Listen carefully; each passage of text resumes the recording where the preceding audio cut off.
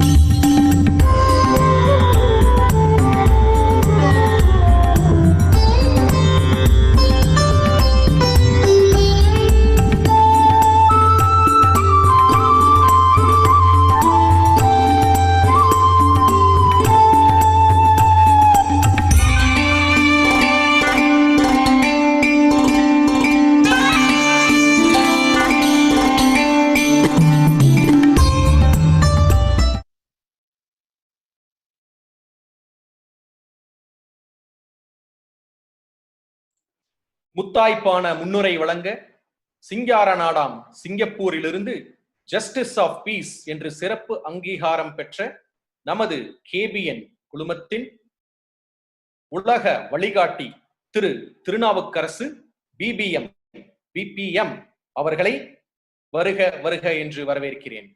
அனைவருக்கும் வணக்கம். நமது ஆதீனங்கள் பாதம் பணிந்து எனது உரையை தொடங்குகிறேன். அனைவருக்கும் வணக்கம். இன்று நமது அழைப்பினை ஏற்று நம்முடன் இந்த இணையதள காணொளி சந்திப்பு நிகழ்ச்சியில் நம்முடன் இணைந்துள்ள அன்பாளர், பண்பாளர், பதவி வரும் போது பணிவு வர வேண்டும் என்கிற வரிகளுக்கு சொந்தக்காரர், எல்லோரிடமும் எளிமையாகவும் இனமுகத்துடன் பழகக்கூடிய எங்கள் ஆயுள் சகோதரர் செல்ல குலத்தை சேர்ந்த திரு ராஜா P. ஆறுமுகம் அவர்களை வரவேற்பதில் பெரும் மகிழ்ச்சி அடைகிறேன். அவரும் அடிப்படையில் நம் அனைவரைப் போல விவசாய குடும்பத்தில் பிறந்து அரசாங்க பள்ளியில் படித்தவர். இவரின் குடும்பம் 7 உடன்பிறப்புகளை கொண்ட ஒரு பெரிய குடும்பம். இவர் கிராமப்புற மாணவர்களிடம் 8ஆங்கனி என்று சொல்லப்படும் பொது சிவில் தேர்வை எழுதி அதில் முதல் முயற்சியில் ஃபர்ஸ்ட் அட்டெம்பில் தேர்ச்சி பெற்று இந்தியன் சிவில் சர்வீஸில் 10 வருடங்கள், அதாவது 1986 முதல் 96 வரை பல்வேறு இடங்களில் பணிபுரிந்து பல்வேறு சாதனைகள் செய்துள்ளார். பின்னர் சிவில் சர்வீஸில் உள்ள பெரும்பாலான மக்களின் கனவு வேலையான ஐநா சபைக்கு தேர்ந்தெடுக்கப்பட்டு 1996 முதல் இன்று வரை 24 வருடங்களாக பல்வேறு சவாலான சூழ்நிலையில் பல சாதனைகளை உலக ஒற்றுமைக்காகவும் பாதுகாப்பிற்காகவும் தனது சேவையை தொடர்ந்து வருகிறார். அவர் பல்வேறு சாதனைகளை செய்துள்ளார். அதை பற்றி முழுவதும் பேசினால் அதற்கு மட்டுமே பல மணி நேரம் ஆகும் என்ற காரணத்தினால் அவரின் அனுமதியோடு அதில் சிலவற்றை மட்டும் குறிப்பிட விரும்புகின்றேன். முதல் பெருமை, இவர் பணியாற்றிய பல இடங்களில் மிகவும் ஆபத்தான சவாலான பகுதிகள், அதிலும் வெற்றிகள் பல புரிந்தவர். HIV எய்ட்ஸ் எதிர்ப்பதில் மில்லியனம் மேம்பட்டு இலக்கு 6G உலகம் எவ்வாறு செயல்பட்டுள்ளது என்பதை பார்ப்பது இந்த காலகட்டத்தில் மேற்கொண்ட முக்கியமான வேலையாகும். ஐநா தூதராக தலைமை மற்றும் தலைமை நிர்வாக சேவைகளில் புரோட்டோகால் மற்றும் விசா, ரெசிடென்சி, அனுமதி பிரச்சனைகள் தொடர்பான பல்வேறு ராஜதந்திர பிரச்சனைகளை குறித்து குவைத் அரசாங்கத்துடன் நெருக்கமாக பணியாற்றினார். 70 நாடுகளுக்கும் மேல் பயணம் செய்து வெளியுறவுத்துறையையும் மற்றும் அரசு அதிகாரிகளை ஒன்றிணைத்து பல நல்ல விஷயங்களை செய்தவர். நிர்வாக தலைவர், சிரியா சிறப்பு தூதரின் அலுவலகம், பிப்ரவரி 2013 முதல் இன்று வரை. இந்த சாதனை பட்டியல் மேலும் அவர் தொடர எங்களுடன் KBN மனமார்ந்த வாழ்த்துக்கள். இவரின் குடும்பம், அதாவது மனைவி உமா மகேஸ்வரி ஜெயராமன் ஐநாவின் முன்னாள் அதிகாரியும் தற்போது வணிக ஆலோசகராகவும் இருக்கிறார். இவர் உடல்நிலை ஜெயராமபுரம் நகரைச் சேர்ந்தவர். அவர் நமது மாவீரன் தீரன் சின்னமலையின் வம்சாவளி 7வது தலைமுறையின் வாரிசு ஆவார். இவர்களுக்கு ஒரு பெண் குழந்தை இருக்கிறது. நாம் அனைவரும் ஆவலுடன் எதிர்பார்த்து கொண்டிருக்கும் நமது சிறப்பு விருந்தினர் சகோதரர் செல்லக்குளத்தை சேர்ந்த ராஜா ஆறுமுகம் பேச்சை கேட்கலாம். வாய்ப்புக்கு நன்றியும் வணக்கமும். இன்றைய சிறப்பு பேச்சாளர், வாழ்நாள் சாதனையாளர் திரு ராஜா P. ஆறுமுகம் அவர்களை வருக வருக என்று KBN சார்பாக வரவேற்கிறோம். அனைவருக்கும் முதற்கண் என்னுடைய வணக்கம்.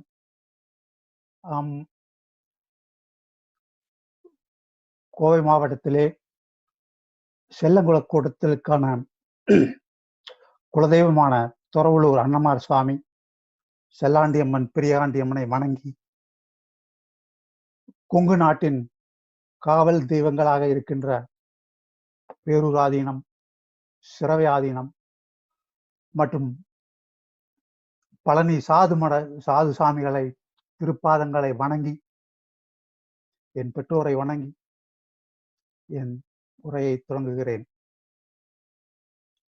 ஆம், நான் இதற்கு முன்னால் இது போன்று பேசியது கிடையாது. பேச முடியும், தமிழிலே பேச முடியுமா என்று தெரியவில்லை. முயற்சி செய்கிறேன். முடிந்த அளவு தமிழிலே பேசுவதற்கான முயற்சிகளை செய்கின்றேன். முதற்கண் இந்த கேபிஎன் குழுமத்திற்கு என்னை அறிமுகம் செய்து வைத்த குருமகா சன்னிதானங்கள் இருவருக்கும் என்னுடைய நன்றி. இது ஒரு மிகச்சிறந்த ஒரு ஒரு இனிஷியேட்டிவ் என்று ஆங்கிலத்தில் சொல்வார்கள். கொங்கு நாட்டு மக்கள் இன்றைக்கு உலகம் பூராவும் பறந்திருக்கின்ற நிலையிலே, வெவ்வேறு நாடுகளில் இருக்கின்ற நிலையிலே அவர்களை ஒருங்கிணைக்க வேண்டும் என்று எடுக்கப்பட்ட ஒரு ஒரு உயர்ந்த நோக்குடைய ஒரு ஒரு நெட்வொர்க்காக இது இருப்பதில் நான் பெருமகிழ்ச்சி அடைகிறேன். அதில் இணைந்து பணியாற்றுகின்ற வாய்ப்பு கிடைப்பதற்கு நன்றி கூறிக்கொள்கிறேன். முதலில் இது போன்ற ஒரு ஒரு ஒரு இணைப்பை ஏற்படுத்த வேண்டும் என்று முயற்சி செய்த அனைத்து நல்லுள்ளங்களுக்கும் என்னுடைய வாழ்த்துக்கள். இரண்டாவதாக, என்னை இந்த கேபிஎன் நெட்வொர்க்கிலே இணைத்தமைக்கும், பின்னர் இது போன்ற ஒரு வாய்ப்பினை நல்கிய அருமை சகோதரர் பழனியப்பன் அவர்களுக்கும், அறிமுகம் செய்து வைத்த செல்லங்கோட்டு பங்காளி சிங்கப்பூர் திரு அவர்களுக்கும், அறிமுகம் செய்து வைத்த திருப்பூர் ஆடிட்டர் ராஜசேகரன் அவர்களுக்கும் மற்றும் இங்கு வந்திருக்கின்ற அனைவருக்கும் என்னுடைய முதற்கண் நன்றி கலந்த வணக்கத்தை தெரிவித்துக் கொள்கின்றேன். எனக்கு கொடுக்கப்பட்ட தலைப்பு திருப்பூரிலிருந்து ஐநா சபை வரை வழித்தடங்கள். அது இதுவரை அறிமுகத்திலேயே அது சொல்லப்பட்டு விட்டது. வீடியோ அந்த காணொளியிலே நான் கடந்து வந்த பாதைகள், சந்தித்த மனிதர்கள், அவர்களுடன் செய்த வேலைகள், குறிப்பாக என்னுடைய ஆசான் திரு மறைந்த நினைவில் வாழ்கின்ற திரு பாரத் ரத்னா திரு சி சுப்பிரமணியம் அவர்கள், அவர் திருமதியை சகுந்தலா சுப்பிரமணியம் அவர்கள் பற்றியெல்லாம் எல்லாருக்கும் தெரியும். அதனால் அதிகமாக என்னை பற்றி அதிகமாக நான் பேசவில்லை. பின்னால் வருகின்ற போது ஏதாவது கேள்விகள் கேட்டால் நான் நடந்து வந்த பாதைகளை, என்னுடைய அனுபவங்களை நான் பகிர்ந்து கொள்ள ஆசைப்படுகின்றேன். ஆனால் ஒரு முக்கியமான தலைப்பிலை என்னுடைய வழித்தடங்களை பற்றி பின்னால் பேசுவதற்கு முன்னால் நான் ஒரு ஒரு முக்கியமான இன்றைய காலகட்டத்திற்கு ஒரு ஏற்புடைய ஒரு தலைப்பாக, நான் பணியாற்றுகின்ற ஐநா சபை, அதனுடைய சரித்திரம் என்ன, இந்தியா ஐநா சபையிலே இதுவரை அங்கம் வைத்துக் கொண்டிருக்கின்றது. 1945 ஐநா சபையிலே இந்தியா பங்காற்றி கொண்டிருக்கிறது. இதுவரை என்ன செய்திருக்கிறது, இந்தியாவினுடைய நிலைமை என்ன ஐநா சபையிலே, உலக அரங்கிலே.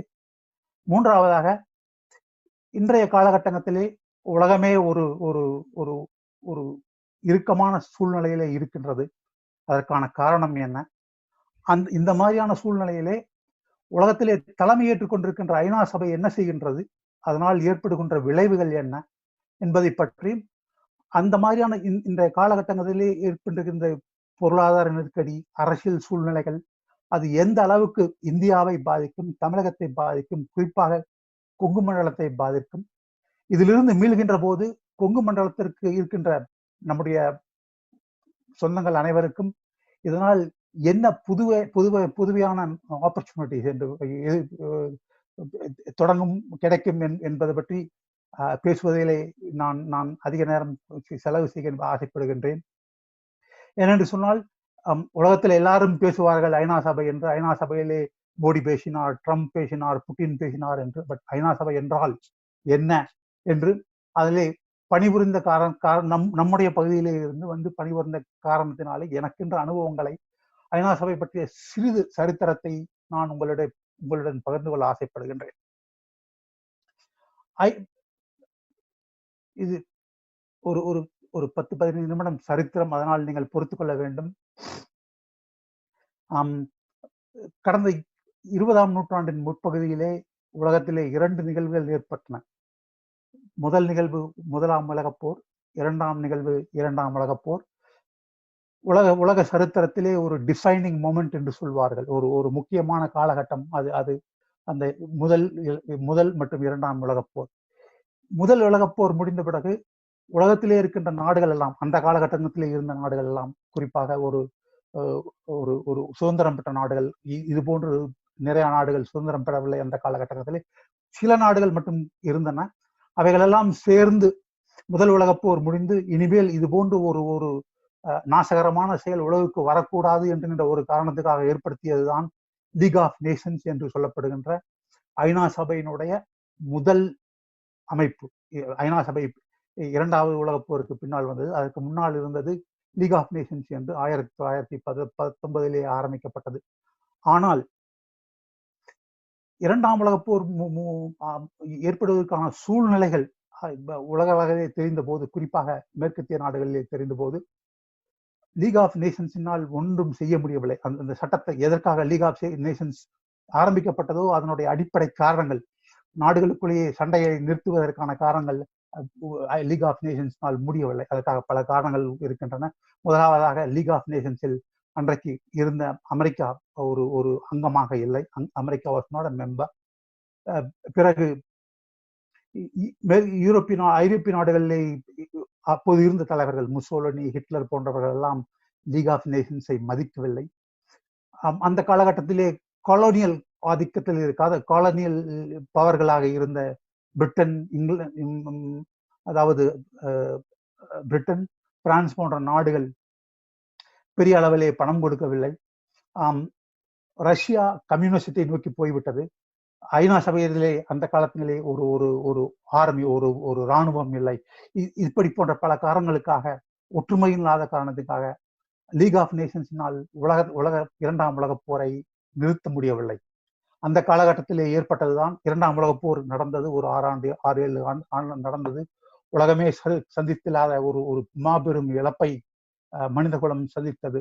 அது முடிந்த போது 1944-45 காலகட்டங்களிலே அது முடிந்த பொழுது உலகத்தில் இருக்கின்ற நாடுகள் எல்லாம் சேர்ந்து இனிமேல் இது போன்று ஒரு காலகட்டம், ஒரு அழிவு மனித சமுதாயத்திற்கு இருக்கக்கூடாது, உலகத்தில் இருக்கிறவர்கள் எல்லாம் ஒன்று சேர்ந்து இருக்க வேண்டும் என்ற காரணத்திற்காக 1945 ஆண்டு அக்டோபர் 24 நாள் ஐக்கிய நாடுகள் சபையின் டிக்ளரேஷன் பிரகடனப்படுத்தப்பட்டது லாஸ் ஏஞ்சல்ஸ் நகரிலே. அது 1945 ஆரம்பிக்க போது முதலாக 51 நாடுகள் அந்த பிரகடனத்திலே கையெழுத்திட்டன. அந்த காலகட்டத்திலே இந்தியா சுதந்திரம் பெறாவிட்டாலும் India is a signatory. India அந்த ஐநா பிரகடனத்திலே முதல் கையெழுத்திட்ட ஒரு நாடாக விளங்குகிறது. ஐநா சிறத்தை ஆரம்பம் முதல் இந்தியா ஒரு சிறப்பு பங்காற்றி வருகிறது. ஐநா எந்த காரணங்களுக்காக 1945 தொடங்கப்பட்டது என்றால், முதலாவதாக maintenance of international peace and security என்று சொல்வார். உலகிலே அமைதி, உலக பாதுகாப்பு தான் முதல் காரணம். இரண்டாவது காரணம் நாடுகளுக்குள்ளே ஒரு நட்பை உருவாக்க வேண்டும், to develop friendship between Nations. மூன்றாவதாக மனித சமுதாயம் வாழ்வில் முன்னேற்றங்களை ஏற்படுத்துவதற்கு, டெவலப்மெண்ட் ஆஃப் ஹியூமன். கடைசியாக ஹியூமன் ரைட்ஸ், அதாவது மனித உரிமை. இந்த 4 காரணங்களுக்காக ஏற்படுத்தப்பட்டதுதான் 1945 ஏற்பட்டதுதான் ஐக்கிய நாடுகள் சபை. ஐக்கிய நாடுகள் சபையின் சிறப்புகள் என்னவென்றால், அந்த காலகட்டத்திலே ஆரம்பத்திலே 51 நாடுகள் இருந்தன. பின்னர் ஒவ்வொரு நாடுகளாக சுதந்திரம் அடைந்து இன்றைக்கு அதாவது 2019-20 உலக அளவிலே 193 நாடுகள் ஐநா சபையிலே உறுப்பினர்களாக இருக்கின்றன. கடைசியாக சேர்ந்த நாடு சவுத் சூடான், தெற்கு சூடான். அது 2011 சேர்ந்தது. அதனோட சேர்த்து இன்றைக்கு 193 நாடுகள் இருக்கின்றன. நீங்கள் எல்லோரும் பார்த்திருப்பீர்கள், ஐநா சபை கொடி என்று சொன்னால் ஒரு வானத்தினுடைய நீல மேகத்தில் நீல வர்ணத்திலே அதன் நடுவிலே ஒரு உலகப்படம் இருக்கும். அதன் 2 பக்கங்களிலும் ஆலிவ் இலையின் 2 பக்கம் இருக்கும். அது என்னவென்று சொன்னால், உலகம், ஐநா சபை உலகத்தை குறிக்கக்கூடியது. அந்த 2 ஆளிலைகளும் கிரேக்க நாகரிகத்திலே ஆளிலைகள் சமாதானத்திற்கு பெயர்வானது. அதற்காகத்தான் அந்த 2 ஆளிலைகளையும் வைத்திருப்பார்கள். இது முக்கியமான ஒரு நீங்கள் எல்லோரும் பார்க்கின்ற ஐநா சபை கொடி, உலகெங்கிலும் பார்க்கக்கூடிய அந்த கொடியினுடைய சிறப்பு இதுதான். ஐநா சபையிலே மொத்தம் 6 மொழிகள், அபிஷியல் லாங்குவேஜஸ் என்று சொல்லுவார்கள். மொத்தம் 6 மொழிகள் உண்டு. ஆங்கிலம், French, Russian, China, Arabic and Spanish. இந்த 6 மொழிகள் தான் ஐக்கிய நாடு சபையினுடைய அபிஷியல் அங்கீகரிக்கப்பட்ட அபிஷியல் மொழிகள். எந்த ஒரு ஒரு ஒரு கூட்டங்களிலே யார் பேசினாலும் சைமல்டேனியாக இந்த 6 மொழிகளிலுமே அது ஒரு மொழிபெயர்க்கப்படும். ஐநா சபையின் அங்கீகரிக்கப்பட்ட அனைத்து டாக்குமெண்ட்களும் 6 மொழிகளிலே இருக்கும். இதுதான் 6 மொழிகளுக்கான முக்கிய காரணங்கள். அடுத்தபடியாக ஐநாவினுடைய முக்கியமான 6 அங்கங்கள், பிரின்சிபல் ஆர்கன்ஸ் என்று ஆங்கிலத்தில் சொல்லுவார்கள். அதில் முதலாவதாக பொது சபை, ஜெனரல் அசம்பிளி என்று சொல்லுகின்ற பொது சபை. இரண்டாவதாக நீங்கள் எல்லோரும் தினமும் பார்க்கின்ற ஐக்கிய நாடு சபைகளினுடைய செக்யூரிட்டி கவுன்சில் என்று சொல்லுகின்ற பாதுகாப்பு சபை. பொது சபை என்பது 193 நாடுகளும் உறுப்பினர்களாக கொண்டது. எல்லோருக்கும் ஒரு ஓட்டு உண்டு. பொது விவாதங்கள் அங்கே நடைபெறும். பின்னர் அதன் அடிப்படையிலே அவர்கள் ஓட்டு அளிப்பார்கள். அதன் அடிப்படையிலே தீர்மானங்கள் நிறைவேற்றப்படும். பொது சபை என்பது வருடத்திற்கு ஒரு முறை, குறிப்பாக அந்த நவம்பர் மாதம் 3வது வாரம் வியாழக்கிழமை தொடங்கும். அன்றுதான் எல்லோருக்கும் பார்த்திருப்பீர்கள், உலகத் தலைவர்கள் எல்லாம் நியூயார்க்கிலே சேருவார்கள். உலக விஷயங்கள், அந்த ஆண்டிலே உலகத்திலே என்ன முக்கியமான விஷயங்கள் இருக்கின்றதோ அது பற்றி எல்லாம் விவாதிப்பார்கள். நீங்களும் பார்க்கலாம், இதற்கு முன்னால் மன்மோகன் சிங் சென்றிருக்கிறார், மோடி சென்றிருக்கிறார். அவருடைய பேச்சுகள் எல்லாம் உலக அளவிலே ஒளிபரப்பப்பட்டிருக்கிறது. அது பொது சபை வருடத்திலே ஒரு முறை நடக்கும். பின்னர் அம்பாசிடர், அதாவது தூதர்களோடு வைத்து பொதுவாக நடந்து கொண்டிருக்கும். ஐநா சபையினுடைய ஒரு முக்கியமான அம்சம் பாதுகாப்பு சபை, செக்யூரிட்டி கவுன்சில் என்று சொல்லுவார்கள். செக்யூரிட்டி கவுன்சிலிலே மொத்தம் 15 உறுப்பினர்கள் இருப்பார்கள். அந்த 15 உறுப்பினர்களே 5 உறுப்பினர்கள் நிரந்தர உறுப்பினர்கள், அதாவது பெர்மனன்ட் மெம்பர்ஸ் என்று சொல்ல போகின்ற 15 உறுப்பினர்களே 5 உறுப்பினர்கள் நிரந்தரமாக இருக்கக்கூடியவர்கள். அவர்களுக்கு வீட்டோ பவர் இருக்கிறது. என்ன சொன்னால், ஐநா சபையிலே அந்த செக்யூரிட்டி கவுன்சிலே எந்த ஒரு தீர்மானம் நிறைவேற்றப்பட்டு அவர்களுக்கு பிடிக்கவில்லை என்று சொன்னால் அந்த தீர்மானத்தை தடை செய்யக்கூடிய ஒரு அதிகாரம், ஒரு ஒரு ஒரு அதிகாரம் உள்ள ஒரு வீட்டோ பவருடையவர்கள் அந்த 5 பேர். அந்த 5 பேர் யார் என்று சொன்னால், America, Russia, China, UK and France. இந்த 5 நாடுகளும் வீட்டோ பவர் கொண்ட பெர்மனன்ட் 5, P5 என்று ஆங்கிலத்தில் சொல்லுவார்கள். அதன் போக மீதி 10 உறுப்பினர்கள் இருப்பார்கள். இவர்கள் ஒரு முறை தேர்ந்தெடுக்கப்பட்டால், இவர்கள் பொது சபையிலே தேர்ந்தெடுக்கப்படுகிறவர்கள். ஒரு முறை தேர்ந்தெடுக்கப்பட்டால் 2 ஆண்டுகள் இருப்பார்கள். அது ஒரு சுழற்சி முறையிலே வரும். ஒவ்வொரு ஆண்டும் 5 உறுப்பினர்கள் தேர்ந்தெடுக்கப்படுவார்கள். ஸோ ஒவ்வொரு ஆண்டும் புது 5 உறுப்பினர்கள் சேருவார்கள். பழைய 5 உறுப்பினர்கள் வெளியேறி விடுவார்கள். இது ஒரு சுழற்சி முறையிலே வரும். இது ஒரு முக்கியமான அம்சம்.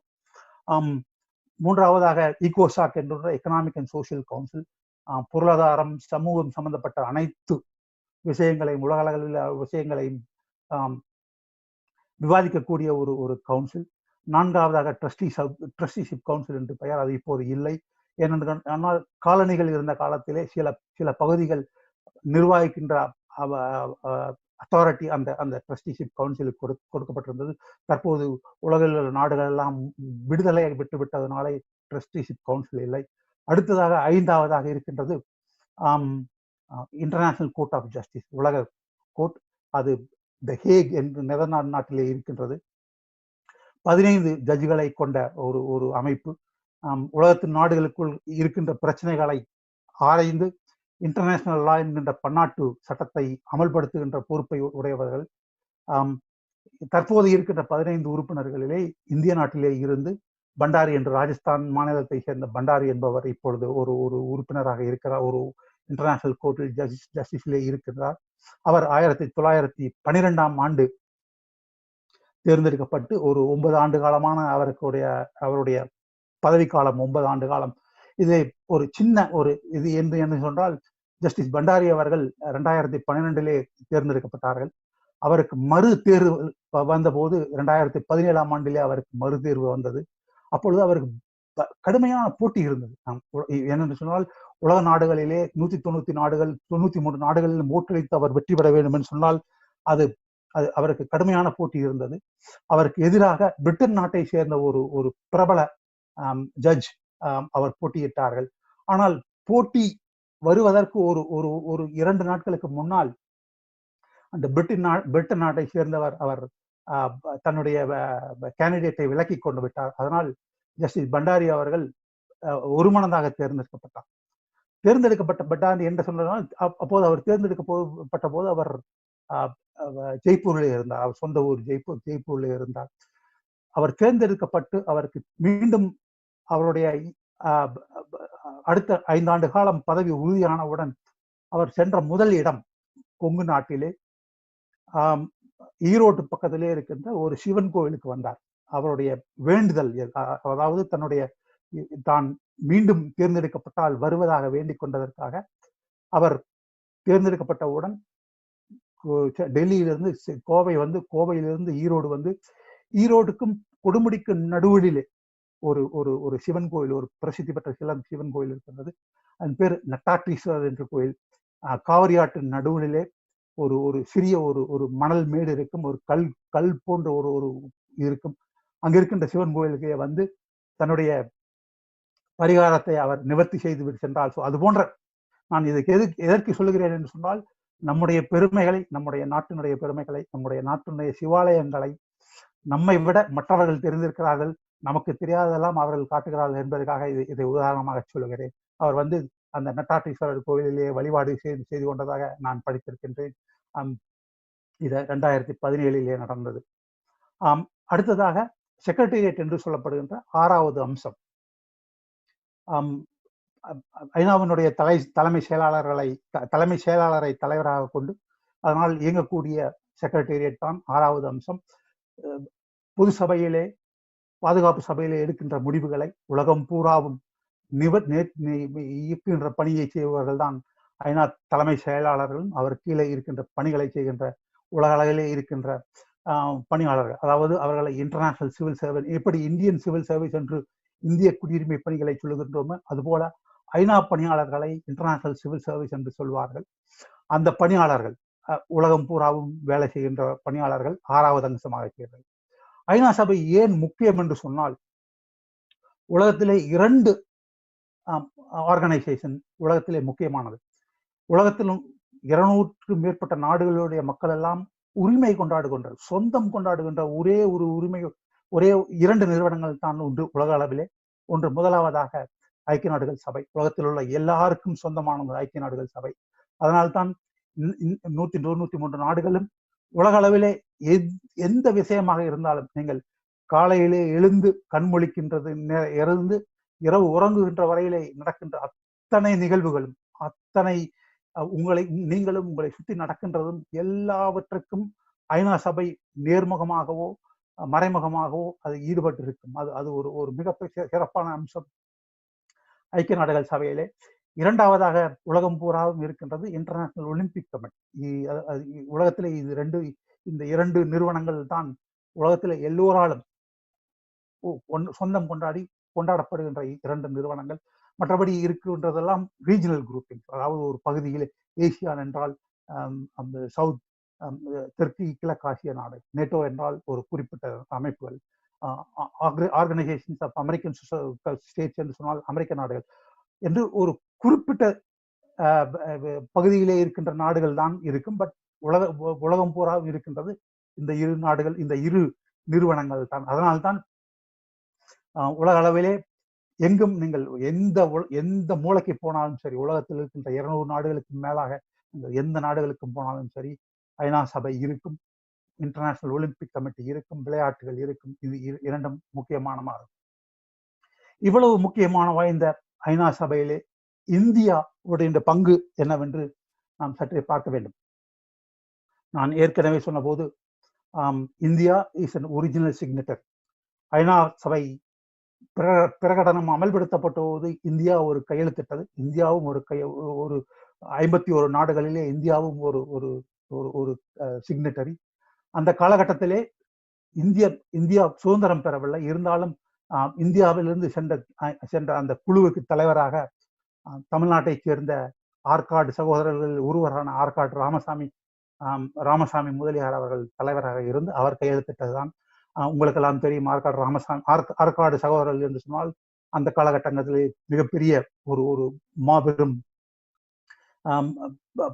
பரிச்சயம் பெற்ற தமிழர்களாக இருந்தார்கள். அவர்கள் தம்பி ஏஎல் முதலியார் என்று சொல்லப்படுகின்ற லட்சுமண முதலியார் அவர்கள் தான் சென்னை பல்கலைக்கழகம் நிறுவ, சென்னை மருத்துவக் கல்லூரி நிறுவ, பல்வேறு நிறுவனங்கள், கல்வி நிறுவனங்கள் வருவதற்காக இருந்தவர்கள். அவர்தான் அந்த அந்த காலகட்டத்திலே இந்தியாவின் பிரதிநிதியாக ஐநா பிரகடனத்திலே கையெழுத்திட்டவர். இதுவரை ஐநாவினுடைய முக்கிய பங்குகள் நான் குறைந்த மிகச்சிறிய அளவிலே நேரம் கருதி I want to be brief, கொஞ்சம் குறுகிய அளவிலே சொல்லுகின்றேன். ஐநா சபையிலே முக்கியமாக இருக்க வேண்டிய இடம் பாதுகாப்பு சபை. இந்த 75 ஆண்டு காலத்திலே இந்தியா 7 முறை, குறிப்பிடுகிறேன் 7 முறை ஐநா பாதுகாப்பு சபையிலே உறுப்பினராக இருந்திருக்கின்றது. கடந்த முறை 2010-11 என்று என்கின்ற கணக்கிலே 7வது முறையாக இருந்தது. 8வது முறையாக வருவதற்கான சந்தர்ப்பம் ஒரு இருக்கின்றது. அது ஒரு முக்கியமான ஒரு அரசியல் நிகழ்வாக கருதப்படும். 21-22 அதாவது அடுத்த ஆண்டு 2021-2022 என்கின்ற காலகட்டத்திற்கான ஐநா பாதுகாப்பு உறுப்பினர்கள், அந்த 5 உறுப்பினர்களுக்கான தேர்தல் நெருங்குகின்றது. அதாக இப்போது சொல்வதென்றால் ஜூன் மாதம் நடைபெறுவதாக இருக்கின்றது. அதிலே இந்தியா போட்டியிடுகிறது. இந்தியா தேர்ந்தெடுக்கப்பட்டால் ஒரு முக்கியமான ஒரு காலகட்டத்தில், அதை பற்றி நான் பின்னாடி பேசுகின்றேன், அது என்ன முக்கியமான காலகட்டம் என்று. இந்தியா 8வது முறையாக தேர்ந்தெடுப்பதற்கான வாய்ப்புகள் மிகப்பெரிய பிரகாசமாக உள்ளது. குறிப்பாக போட்டிகள் இருந்தாலும் இந்தியா போட்டியின்றி தேர்ந்தெடுக்கப்படுகின்ற வாய்ப்புகள் மிக பிரகாசமாக இருக்கின்றது. அது ஒரு முக்கியமான ஒரு நிகழ்விலே வரவேற்கின்றது. அநேகமாக ஜூன் மாதத்திலே அது நடைபெறும். ஜூன் மாதத்திலே நடந்து இந்தியா தேர்வு பெற்றால் 2021-22 காலகட்டத்திலே இந்தியா 8வது முறையாக பாதுகாப்பு சபையிலே ஒரு 2 ஆண்டு காலம் பதவி வகிக்கும். 1950 இந்தியா 1948 சுதந்திரம் பெற்ற பிறகு இந்தியாவினுடைய போக்கஸ் என்று சொன்ன அந்த காலகட்டத்திலே ஆன்டி கொலோனியலிசம், உலகத்திலே பல்வேறு நாடுகள் காலனிகளாக இருந்தன. அவர்கள் சுதந்திரம் பெற வேண்டும் என்பதற்காக இந்தியா உலக அளவிலே மிகப்பெரிய ஒரு பணியாற்றியது. அதன் காரணமாக 51 நாடுகள் என்று 1945 இருந்தது. இன்றைக்கு 2020 193 நாடுகளாக பல்வேறு நாடுகள் சுதந்திரம் அடைவதற்கு இந்தியா ஒரு காரணமாக இருந்திருக்கின்றது. அதுபோக இந்தியா எல்லாருக்கும் தெரியும் அணிசாரா நாடுகள் என்று பெயர், நான் அலைன் மூவ்மெண்ட் என்று. அதிலே இந்தியா ஒரு முக்கியமான 4 நாடுகளிலே இந்தியா ஒரு நாடு. அதாவது இந்தோனேசியா, ஈஜிப்ட், யுகஸ்லாவியா, இந்தியா ஆகிய நாடுகள் தான் அணிசாரா நாடுகள் உருவாக காரணமாக இருந்தவர்கள். அந்த காலத்தில் இருந்த பண்டிட் ஜவஹர்லால் நேரு அவர்கள், கமல் நாசர் அவர்கள், டிட்டோ அவர்கள், சுகார்னோ அவர்கள். நீங்கள் என்னுடைய வீடியோ காணொலியிலே பார்த்திருக்கலாம். ஒரு சமாதியிலே நான் கைகளை வைத்துக் கொண்டு மரியாதை செலுத்துவது போன்று இருக்கும். அது நான் கைரோவிலே பணியாற்றிய போது கமால் நாசர், அதாவது அணிசரா நாடுகளின் மாபெரும் தலைவராக இருந்த கமால் நாசர் அவர்களுடைய சமாதி அது. நான் அங்கே பணியாற்றிய போது ஐநா சபையிலேயும் நான் அலைன் மூவ்மெண்ட் மணிசரா நாடுகளையும் மிகப்பெரிய ஒரு மதிப்பு கொண்டிருந்த காரணத்தினாலே நான் அங்கே அவருக்கு அஞ்சலி செலுத்தி சென்றிருந்தேன். அந்த எடுக்கப்பட்ட படம் தான் நீங்கள் என்னுடைய அந்த வீடியோ கிளிப்பில் பார்த்தது.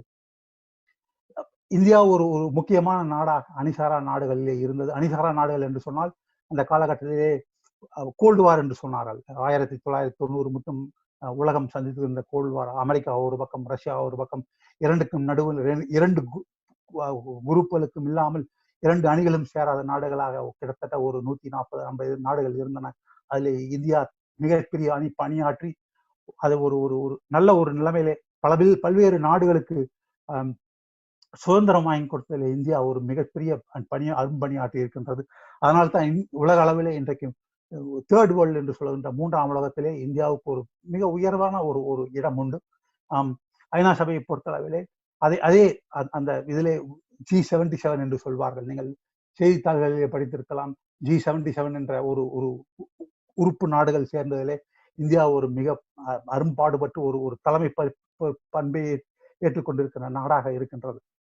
உலக அளவிலே உலக விஷயங்களிலே அந்த G7 எடுக்கின்ற முடிவுகள், அது G7 என்று சொன்னால் இன்றைக்கு அதிலே 130 நாடுகள் ஒன்றாக இருக்கின்றது. G7 என்று சொன்னால் அது 75 ஆரம்பித்த போது 77 நாடுகள் இருந்தது. அதனால் G7 இன்றைக்கு 135 நாடுகள் உறுப்பினராக கொண்டது. இருந்தாலும் பழைய பெயரிலே G7 என்ற பெயரிலேயே இன்னும் இயங்கிக் கொண்டிருக்கிறது. அடுத்தபடியாக ஒரு முக்கியமான ஒரு காலகட்டத்திலே இந்தியா ஒரு மிகப்பெரிய முயற்சியிலே ஈடுபட்டிருக்கிறது. அது என்னவென்று சொன்னால், ஐக்கிய நாடுகள் சபையினுடைய பாதுகாப்பு சபை மாற்றி அமைக்கப்பட வேண்டும் என்கின்ற ஒரு குறிக்கோளோடு இந்தியா ஒரு 4 நாடுகளோடு, குரூப் ஆஃப் 4 என்று சொல்லுவார்கள், இந்த 4 நாடுகள் ஒரு கூட்டு முயற்சியாக ஐக்கிய நாடுகள் சபையின் பாதுகாப்பு சபை விரிவுபடுத்தப்பட வேண்டும். ஏனென்று சொன்னால் 1945 இருந்த அரசியல் சூழ்நிலைகள் வேறு. 2ஆம் உலகப் போர் வென்றது, முடிவுக்கு வந்தது. அதில் வெற்றி பெற்ற நாடுகள் எல்லாம் அந்த ஐக்கிய நாடு சபையினுடைய பாதுகாப்பு உறுப்பினர்களாக, அதாவது அந்த பெர்மனன்ட் மெம்பர்ஸ் வீட்டோ அந்த பதவியை எடுத்துக்கொண்டு விட்டார்கள். ஆனால் அந்த கால சூழ்நிலைகள் மாறிவிட்டன. இன்றைக்கு 193 நாடுகள் இருக்கின்றன. பல்வேறு நாடுகள் எல்லாம் மிகப்பெரிய அளவிலே வளர்ந்து வருகின்றன. அதனால் இந்த காலகட்டங்களுக்கு 2010 சூழ்நிலைகளிலே ஆரம்பிக்கப்பட்டது. இந்த காலகட்டங்களிலே ஐநா சபையினுடைய பாதுகாப்பு சபை மாற்றி அமைக்க வேண்டும் என்று ஒரு முயற்சி மேற்கொள்ளப்பட்டது. அதாவது நான் பெரிதும் மதிக்கின்ற முன்னாள் ஐநா பொதுச் செயலாளர், நோபல் பரிசு வாங்கிய ஆப்பிரிக்க கானா நாட்டை சேர்ந்த கோஃபி அன்னான் அவர்கள் தன்னுடைய 2வது டேர்மிலே கடைசியாக போகின்ற போது அவர் ஐநாவிலே ஒரு மாற்றங்கள், அதாவது ரிஃபார்ம் என்று சொல்லக்கூடிய ஒரு மாற்றத்தை கொண்டு வர வேண்டும் என்று சொல்லி பல்வேறு முயற்சிகளை செய்தார்கள். அதில் ஒரு முயற்சி தான் ஐக்கிய நாடு சபையினுடைய அந்த பாதுகாப்பு சபை மாற்ற வேண்டும் என்று ஒரு கருத்தை கொண்டு வந்து அதன்படி செய்தார்கள். அவருடைய ப்ரப்போசல் என்ன சொன்னால், இன்றைக்கு இருக்கின்ற 15 மெம்பர்ஷிப் அது 25 மாற வேண்டும். 5 permanent membership, 5 permanent member veto பவருடன் 5 பெர்மனன்ட் மெம்பர், மீண்டும் ஒரு 5 பெர்மனன்ட் மெம்பர் வீட்டோ பவர் இல்லாமல். ஆனால் ஐக்கிய நாடு சபையினுடைய பாதுகாப்பு சபை என்ன முக்கியம் என்று சொன்னால், அது தினசரி உலகில் எங்கெல்லாம் பிரச்சனைகள் நடக்கின்றதோ, என்னைக்கு நடக்கின்றதோ அன்னைக்கெல்லாம் மீட் பண்ணும். ஸோ டெய்லி மீட் பண்றதுனால அந்த 10 பெர்மனன்ட் மெம்பர்ஸ்ல 5 பேருக்கு வீட்டோ பவர், இப்ப இருக்கின்ற 5 பேருக்கு வீட்டோ பவர், மீதி 5 பேருக்கு வீட்டோ பவர் இல்லாமல் இருக்க 5 பேர் வேண்டும் என்று 15 பேர் இருக்கின்ற 10 மெம்பர்களுக்கு பதிலாக 15 மெம்பர்கள் வர வேண்டும் என்று ஒரு ப்ரப்போசல் வைத்தார்கள். இந்த 5 நான் permanent members with no veto, அதிலே இந்தியா சேர வேண்டும் என்று பெருமுயற்சி செய்யப்பட்டது. அது இன்றும் நடந்து கொண்டிருக்கிறது. என்றைக்கு நடக்கும் என்று தெரியவில்லை. ஆனால் அதற்கான முயற்சிகள் இன்றும் பல்வேறு நாடுகள் நமக்கு ஆதரவு தெரிவித்துக் கொண்டிருக்கின்றன. அந்த ஒரு 4 நாடுகள், அதாவது அந்த 5 பெர்மனன்ட் மெம்பர்ஸ் வித்தவுட் வீட்டோ பிடிக்க வேண்டும் என்ற எண்ணத்தில் 4 நாடுகள் ஒரு கூட்டமைப்பாக சேர்ந்து G4 என்று சொல்லப்படுகின்ற, அதாவது இந்தியா, ஜப்பான், ஜெர்மனி, பிரேசில் ஆகிய நாடுகள் ஒன்றிணைந்து பணியாற்றுகின்றன. இன்னும் அது ஒரு முடிவாக எடுக்கவில்லை. இன்னும் பல நாட்கள் ஆக வேண்டும். என்றால் இப்போது இருக்கின்ற செக்யூரிட்டி கவுன்சிலுடைய மெம்பர்கள் அதை விட்டுக் கொடுப்பதிலே, இன்னும் பெர்மனன்ட் மெம்பர் சேர்ப்பதிலே இன்னும் தயக்கம் இருக்கிறது. இருந்தாலும் இந்தியா முயற்சி செய்து கொண்டிருக்கிறது. அது என்னைக்கு வருகின்றதோ அன்னைக்கு ஐநா சபை பெரிதாக்கப்படும், மீண்டும் புது மெம்பர்கள் சேர்த்துக் கொள்ளப்படுவார்கள். அந்த காலம் மிக விரைவில் வரும் என்று நாங்கள் எல்லோரும் ஆவலுடன் எதிர்பார்த்துக் கொண்டிருக்கின்றோம்.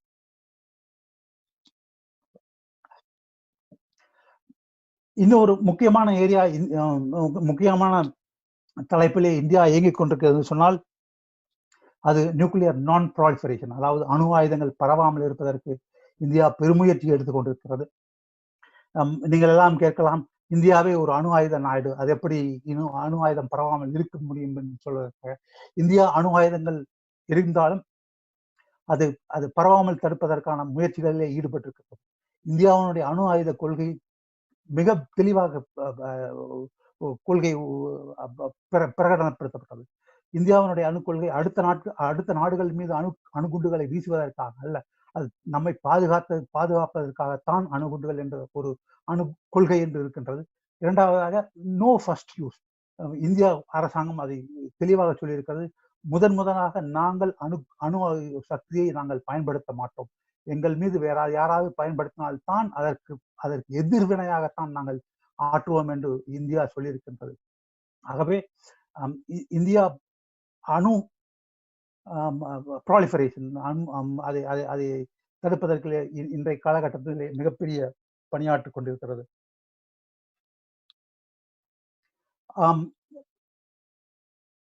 இதுதான் இந்தியாவினுடைய பணி. அடுத்தபடியாக இன்றைய காலகட்டங்களிலே ஐக்கிய நாடுகள் சபை என்ன செய்கின்றது? அதாவது இன்றைக்கு உலகமே தம்பித்துக் கொண்டு ஒரு முடங்கி கிடக்கின்ற நிலையிலே இருக்கின்ற இந்த COVID-19 என்கின்ற வைரஸினாலே உலகமே ஒரு பகுதி அல்ல, ஒரு கண்டம் அல்ல, உலகத்தில் உள்ள 200க்கும் மேற்பட்ட நாடுகளும் இன்றைக்கு ஸ்தம்பித்து முடங்கி இருக்கின்றன. நான் ஒவ்வொரு நாளும் வாரத்திலே 4-5 நாட்களுக்கு எங்களுக்கு எல்லாம் வீட்டிலிருந்து பணி வருவதனாலே உலகத்தில் உள்ள அனைவரும் ஒன்று சேர்ந்து ஒரு வீடியோ கான்ஃபரன்ஸ் என்று நியூயார்க்கில் இருந்து நடத்துவார்கள். நான் பார்த்து விட்டேன். வாரத்தில் 2-3 முறை நடக்கும். உலகத்தில் பல்வேறு உலக மூலைகளில் இருந்து பேசுவார்கள். எல்லோரும் குறிப்பிடுவது, எல்லோரும் இருப்பது, உலகம் எப்படி ஸ்தம்பித்திருக்கின்றது, எப்படி ஒரு இருண்டம், யாருக்கும் எந்த விதமான ஒரு என்ன சொல்வது, ஒரு இன்ஃபர்மேஷன் இல்லாமல் இருக்கின்ற நிலைமைதான் இருக்கின்றது.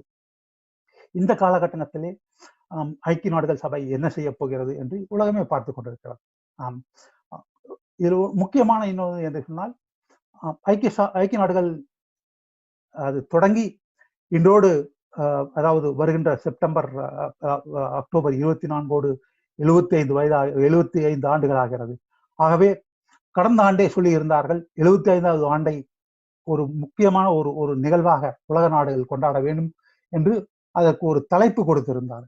அதாவது உலகத்தினுடைய எதிர்காலம் எப்படி இருக்க வேண்டும், அதிலே ஐநாவினுடைய பங்கு என்ன இருக்க வேண்டும், பிறகு உலக நாடுகள் எல்லாம் மல்டிலேட்டரலிசம் என்று சொல்வார். அதாவது டிப்ளமேட்டிக் லாங்குவேஜிலே இரு நாடுகளுக்குள்ளே உறவுகள் என்று சொன்னால் அது பயலேட்டரல் என்று சொல்லுவார்கள். இரு நாடுகளுக்கு ஒரு உறவுகள். ஐநா சபை போன்று பல்வேறு நாடுகள் இருக்கின்ற நிலையிலே அது ஆங்கிலத்திலே மல்டிலேட்டரலிசம் என்று சொல்வார்கள். பல்வேறு நாடுகள் கூறுகிறார். இப்படி உலகம் எதிர்காலம் எப்படி இருக்க வேண்டும், அதிலே ஐநா சபையினுடைய பணி என்னவே இருக்க வேண்டும், பிறகு உலக நாடுகள் எல்லாம் எப்படி இந்த பல்நோக்கு மல்டிலேட்டரலிசத்தை சப்போர்ட் செய்ய வேண்டும் என்று ஒரு தலைப்பாக செப்டம்பர் மாதம் நடக்கின்ற இந்த 75வது ஒரு முக்கிய நிகழ்வாக எதிர்பார்க்கப்பட்டிருந்தது. ஆனால் இப்போது இருக்கின்ற காலகட்டத்திலே அது மிகவும் ரெலவென்ட். அதாவது கோவிட், அதனால் ஏற்பட்டிருக்கின்ற தாக்கம், உலக அளவிலே ஏற்பட்டிருக்கிற தாக்கம், அதாவது 20ஆம் நூற்றாண்டிலே முதல் பகுதியிலே முதல் 2 உலகப் போர்கள் நடந்தது. அதே போல் இந்த நூற்றாண்டிலே இந்த முதல் பகுதியிலே இது 3ஆம் உலகப் போர் என்று சொன்னால் அது மிகையாகாது.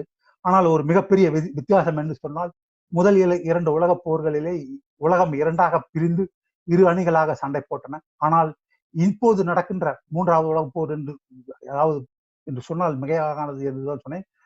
இப்போது உலகமே ஒன்றாக இருக்கின்றது. ஆனால் எதிரிதான் கண்ணுக்கு தெரியாத ஒரு வைரஸ் கிருமியாக இருக்கின்றது.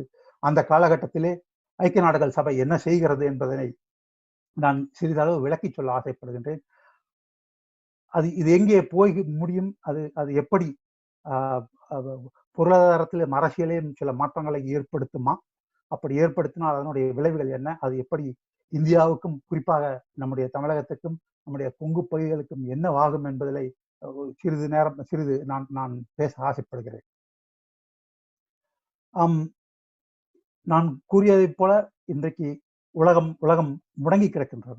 உலகத்திலே யார் என்ன செய்வது என்று தெரியாமல் இது போன்ற காலகட்டங்களிலே இது ஒரு 10-15 வருடங்களுக்கு முன்னால் எபோலா வந்தது, சார்ஸ் வந்தது, சிக்கன் குனியா வந்தது, மிகப்பெரிய பேண்டமிக் வந்தது.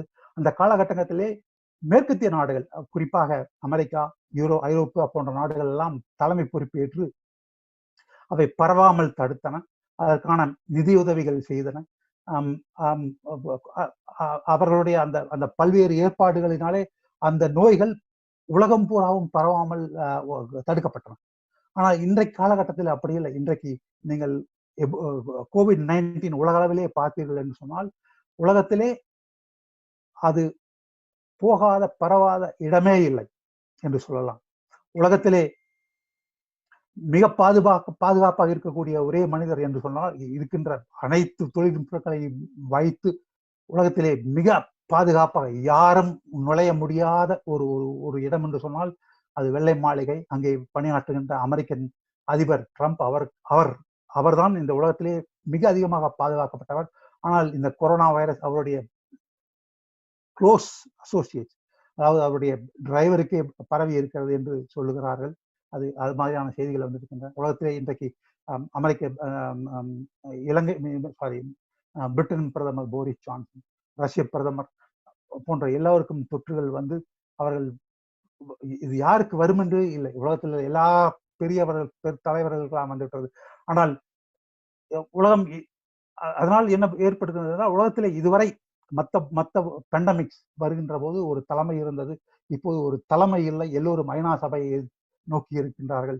ஐநா சபை தலைமை ஏற்க வேண்டும் என்று சொல்லி தான் மற்ற நாடுகள் எல்லாம் எதிர்பார்க்கின்றன. ஏனென்று சொன்னால் முன்னால் ஏற்பட்ட தலைமை ஏற்கின்ற நாடுகள் எல்லாம் இன்றைக்கு மிக பெரிய அளவிலே பாதிக்கப்பட்டிருக்கின்றன. உலகத்திலே இந்த முதல் 10 நாடுகளிலே எடுத்து பார்த்தீர்கள் என்று சொன்னால் மேற்கத்திய நாடுகள் எல்லாம் இருக்கின்றன. அமெரிக்கா இருக்கின்றது, ரஷ்யா இருக்கின்றது. இன்னும் ஒருவருக்கும் இன்னும் புலப்படவில்லை இது எவ்வளவு நாளைக்கு இருக்கும், எப்படி போகும், எங்கு பரவும், யாருக்கு வரும், எவ்வளவு நாள்ல சீக்கிரம் போகும். எல்லாரும் சொல்லுகின்றார்கள் இது மேலே போய் பிளாட் ஆனதுக்கு பிறகு பின்னாடி கீழே இறங்கும் என்று சொல்லுகிறார்கள். கிட்டத்தட்ட 1.5-2 மாதமாக குறிப்பாக உலகத்திலே யாருமே எதிர்பார்க்கவில்லை. ஜனவரி மாதத்திலே யாரும் இது போன்ற உலகம் இதுபாடு ஒரு சவாலை சந்திக்கும் என்று யாருமே எதிர்பார்க்கவில்லை. பிளாட் ஆகும் என்று சொன்னார்கள், பிளாட் ஆகி கீழே வரும் என்று சொன்னார்கள். இன்னும் அதற்கான அறிகுறிகள் தெரியவில்லை. ஆனால் சில நாடுகள் சிறப்பாக செய்கின்றன. அதாவது சிறிய நாடுகள், ஐலண்ட் நேஷன்ஸ், அதாவது ஒரு தீவுகளாக இருக்கின்ற நாடுகள் சிறப்பாக செய்து ஒரு முன்னுதாரணமாக இருக்கின்றன. அவர்கள் அந்த பிளாட் ஆகி கீழே வருவதற்கான இருக்கின்ற கீழே இன்ஃபெக்ஷன்ஸ் குறைவதற்கான சாத்தியக்கூறுகள் நிறையாக இருக்கின்றன.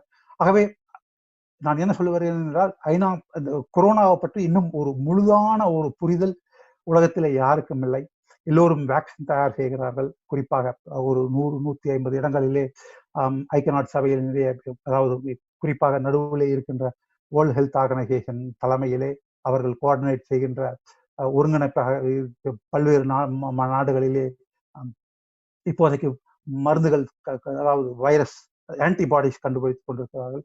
பின்னர் வேக்சின் கண்டுபிடித்துக் கொண்டிருக்கிறார்கள். ஸோ அது வரும் வரை இது அதாவது சோசியல் டிஸ்டன்சிங் தான் ஒரு நல்ல ஒரு இது என்று உலகம் பூராவும் செய்திருக்கிறார்கள். இது 2 விதமான இம்பாக்ட் என்று சொல்வார்கள். முதலாவதாக பொருளாதாரம். உலக பொருளாதாரம் ஷட் டவுன் என்று, அதாவது எல்லாரும் வீட்டிலே இருந்து பணியாற்றுவதனால் உலக பொருளாதாரம் முடக்கப்பட்டிருக்கிறது என்று நான் சொல்லுவேன். அது வீழ்ச்சி அடையவில்லை. உலக நாடுகள் எல்லாம் பொருளாதாரத்தை, அதாவது உற்பத்தியை திறப்பதற்கு வேண்டுமான ஏற்பாடுகளை செய்து கொண்டிருக்கிறார்கள். என்னவென்று சொன்னால் இன்னும் சரியாக தெரியவில்லை எப்படி இருக்கும் என்று. ஆனால் எல்லா நாடுகளும் பொருளாதாரத்தை trying to open the economy. ஆனால் நீங்கள் பார்த்து பொருளாதாரம் எப்படி இது இருக்கிறது என்று சொன்னால், உலகத்திலே மிகப்பெரிய பணக்கார நாடுகள் G7 என்று சொல்லுவார்கள். இதுதான் உலகத்தினுடைய 7 பணக்கார நாடுகள். America, America, Japan, France, Germany, Italy, Canada, England. இதுதான் 7 நாடுகள். இந்த 7 நாடுகளிலே நீங்கள் பார்த்தீர்கள் என்றால் 6 நாடுகள் மிக பாதிக்கப்பட்டிருக்கின்றன, மிக பாதிக்கப்பட்டது. ஸோ அதனுடைய பொருளாதாரம் ஓரளவுக்கு இன்னும் ஸ்டடி ஆகவில்லை. இந்த நாடுகளிலே பொருளாதாரம் மீண்டெழுந்து நிலைத்து வந்தால்தான் மற்ற நாடுகளிலே பொருளாதாரம் நீங்கும். என்று சொன்னால் உலகத்தினுடைய பொருளாதாரம், அதாவது இந்த உலகமயமாக்கல், இந்த குளோபலைசேஷன் உலகத்திலே இந்த நாடுகளினுடைய பொருளாதாரம் மேம்பட்டால் மற்ற நாடுகளுடைய பொருளாதாரமும் மேம்படும். இதற்கு அடுத்தபடியாக இந்த G7 நாடுகளுடன் G8 என்று சொல்வார்கள், 7+1 என்று சொல்வார்கள். 8வது நாடு ரஷ்யாவும் இன்றைக்கு யாருமே எதிர்பார்க்காத அளவிலே COVID-19 மிகவும் பாதிக்கப்பட்டிருக்கிறது. அதன் அடுத்து இந்த 8 நாடுகள் இல்லாமல் மிகவும் G20 என்று சொல்லுவார்கள். அதிலே தான் India, Argentina, south Africa, Australia போன்ற நாடுகள் எல்லாம் வரும். அவர்களும் அந்த 20 நாடுகளிலே ஒரு 15-16 நாடுகளும் மிகவும் பாதிக்கப்பட்டிருக்கின்றன. இன்றைய காலகட்டத்திலே இன்றைய நிலவரப்படி இதுவரை ஒரு 40 லட்சம் மக்கள் உலகம் பூராவும் பாதிக்கப்பட்டிருக்கிறார்கள். அதிலே 13 லட்சம் பேர் மீண்டெழுந்திருக்கிறார்கள். ஒரு 3 லட்சம் பேர் உயிரிழந்திருக்கிறார்கள் துரதிருஷ்டவசமாக. ஆனால் இன்றைய காலகட்டத்திலே இன்னும் ஒரு தெளிவான ஒரு கொரோனா வைரஸ் பற்றி ஒரு இன்ஃபர்மேஷன் இல்லாத காரணத்தினால் இன்னும் உலகம் அதை கட்டுக்குள் கொண்டு வருவதற்கு இன்னும் சிறிது நாட்களாகும். இருந்தாலும் இந்தியா போன்ற நாடுகள் எல்லாம் சில அட்வான்டேஜஸ் இருக்கின்றது. நம்முடைய பாப்புலேஷன், அதாவது ஜனத்தொகை மிகவும் இளைஞர்களை கொண்டது. அவர்களுக்கு இன்ஃபெக்ஷன் வருவது என்பது மிகவும் கடினம். இரண்டாவதாக நம்முடைய பிசிஜி வேக்சின் என்று சொல்லப்படுகின்ற நம்முடைய கட்டாயமாக்கப்பட்ட அந்த இம்யூனைசேஷன், அது போன்ற சில தடுப்பு நடவடிக்கைகள் முன்னாலே இருக்கப்பட்டதால் இந்தியாவுக்கு இதுவரை பெரியதாக பாதிப்பு மற்ற நாடுகளை ஒப்பிட்டு பார்க்கும்போது பெரிதாக பாதிப்பு ஏற்படவில்லை. இன்னொன்றும் ஹெர்ட் இம்யூனிட்டி, அதாவது மந்தையாக நோய் எதிர்ப்பு சக்தி வரும் என்று ஒரு மருத்துவர்கள் சொல்லுகின்றார்கள். ஸோ இந்த பல்வேறு காரணங்களுக்காக இந்தியாவிலே அவ்வளவு ஒரு பெரிய தாக்கம் இருக்காது என்று எல்லோரும் வல்லுநர்கள் சொல்லுகின்றார்கள். அது அப்படியே நடக்க வேண்டும் என்று நாமும் பிரார்த்திப்போமாக. இது எப்படி அரசியலாக்கப்படுகிறது என்பது ஒரு முக்கியமான இது. நீங்கள் பார்த்தீர்கள் என்று சொன்னால், ஐக்கிய நாடுகள் சபை, நான் சொன்னபோது உலகத்தினுடைய முக்கியமான அரசியல் நிகழ்வுகள் நடைபெறுகின்ற ஐக்கிய நாடுகளுடைய அந்த பாதுகாப்பு சபை, உலக நாடுகள் எல்லாம் ஐக்கிய நாடு சபை தலைமையேற்று உலகத்திற்கு வழிநடத்த வேண்டும் என்று கேட்டபோது ஐக்கிய நாடு சபையிலே, அந்த பாதுகாப்பு சபையிலே ஒரு ரெசல்யூஷன், ஒரு தீர்மானம் கொண்டு வர வேண்டும். இது ஒரு உலகத்தினுடைய இன்டர்நேஷனல் பீஸ் அண்ட் செக்யூரிட்டி, அதாவது உலகத்தினுடைய பாதுகாப்பையும் அமைதியையும் ஒரு தாக்கத்தை ஏற்படுத்துகின்ற ஒரு வைரஸ் என்று ஒரு தீர்மானம் நிறைவேற்றுவதற்கான கடந்த 6 வாரங்களாக போராடி கொண்டிருக்கின்றார்கள். ஆனால் அதில் மிகப்பெரிய கருத்து வேறுபாடு காரணமாக இன்னும் ஏற்படவில்லை. ஏனென்று சொன்னால், அமெரிக்கா இது ஒரு அரசியல் இதாக மாற்ற வேண்டும் என்று நினைக்கின்றது. ஆனால் பல்வேறு காரணங்களுக்காக சைனா அது ஒரு வீட்டோ பவர், யூஎஸ்ஓ ஒரு வீட்டோ பவர், இருவருக்கும் இன்னும் ஒரு ஒற்றுமை வரவில்லை. சைனா சொல்லுகின்றது இது ஒன்றும் உலக அளவிலே இது இன்டர்நேஷனல் பீஸ் அண்ட் செக்யூரிட்டிக்கானதாக இல்லை என்று. அதனால் அது போய்கொண்டிருக்கின்றது. அதனால் உலகத்திலே இன்றைக்கு ஒரு தலைமை ஏற்படுத்துகின்ற ஒரு வெற்றிடம் தான் இருக்கின்றது. இது எப்படி காலப்போக்கிலே போகும் என்று பார்க்க வேண்டும். இரண்டாவதாக, ஐக்கிய நாடுகள் சபைகளுக்கு நிதி கொடுப்பதிலே முதலாவது விலகுவது அமெரிக்கா. அமெரிக்கா அதிபர் ட்ரம்ப் அவர்கள் ஒரு 2-3 வாரத்துக்கு முன்னாடி சொன்னார்கள், உலக சுகாதார நிறுவனத்திற்கு நாங்கள் கொடுக்கின்ற பணத்தை நாங்கள் நிறுத்தி விடுவோம் என்று சொல்லியிருக்கின்றார்கள். அது ஒரு முக்கியமான நிகழ்வு. அது ஒரு தவறான முன்னுதாரணமாக போய்விடும் என்று மற்ற நாடுகள் எல்லாம் கருதுகின்றன. ஸோ இது மாதிரியாக அரசியல் ஆக்கப்படுகின்ற ஒரு சூழ்நிலை இருக்கின்றது. இந்த நேரத்திலே ஐநாவினுடைய தற்போதைய தலைமைச் செயலாளர் அன்டோனியோ குட்டெரஸ் என்று சொன்னார்கள். அவர்கள் உலக நாடுகளுக்கெல்லாம் குறிப்பாக பாதுகாப்பு செயலை சொன்னார்கள். உலகத்திலே காலகட்டத்திலே பல்வேறு இடங்களிலே போர்கள் நடந்து கொண்டிருக்கின்றன. உலகம் இந்த COVID-19 அந்த பேண்டமிக்கை கண்ட்ரோல் பண்ணுவதிலே முனைப்பு இருக்க வேண்டும் என்ற காரணத்தினாலே உலகத்திலே சீஸ்ஃபயர் என்று சொன்னால் போர் நிறுத்தம் நடத்த வேண்டும் என்று ஒரு வேண்டுகோள் விடுத்திருக்கின்றார்கள். அது இருக்கின்ற காலகட்டத்திலே நாம் இருக்கின்றோம். இந்த காலகட்டத்தில் தான் இது எப்படி இந்த அதாவது ஒரு ஒரு கோவிட் முடிந்து எப்படி பொருளாதாரம் தடைபட்டிருக்கின்றது, எப்படி அரசியல் மாற்றங்கள் நிகழ்கிறது என்றது இப்போதைக்கு ஒன்றும் சொல்ல முடியாது. ஆனால் இது மிகப்பெரிய ஒரு ஒரு ஒரு மாற்றத்தை உருவாக்கும் என்று வல்லுநர்கள் எதிர்பார்க்கின்றார்கள். என்று சொன்னால் ஜியோ பாலிடிக்ஸ் என்று சொல்லக்கூடிய ஓகே, உலக பொருளாதாரம் ஒரு பக்கம், இன்னொன்று ஜியோ பாலிடிக்ஸ் என்று சொன்னால் புவி சார்ந்த அரசியல். அதாவது உலக நாடுகளிலே மேற்கத்திய நாடுகள் இருக்கின்றன, கம்யூனிச நாடுகள் இருக்கின்றன, அதாவது வளரும் நாடுகள் இருக்கின்றன. இது எப்படி ஜியோ பாலிடிக்ஸ், அதாவது அந்த ஏரியாக்களிலே எப்படி இது மாற்றம் ஏற்படும் என்று ஒரு மிகப்பெரிய விவாதம் போய் கொண்டிருக்கின்றது.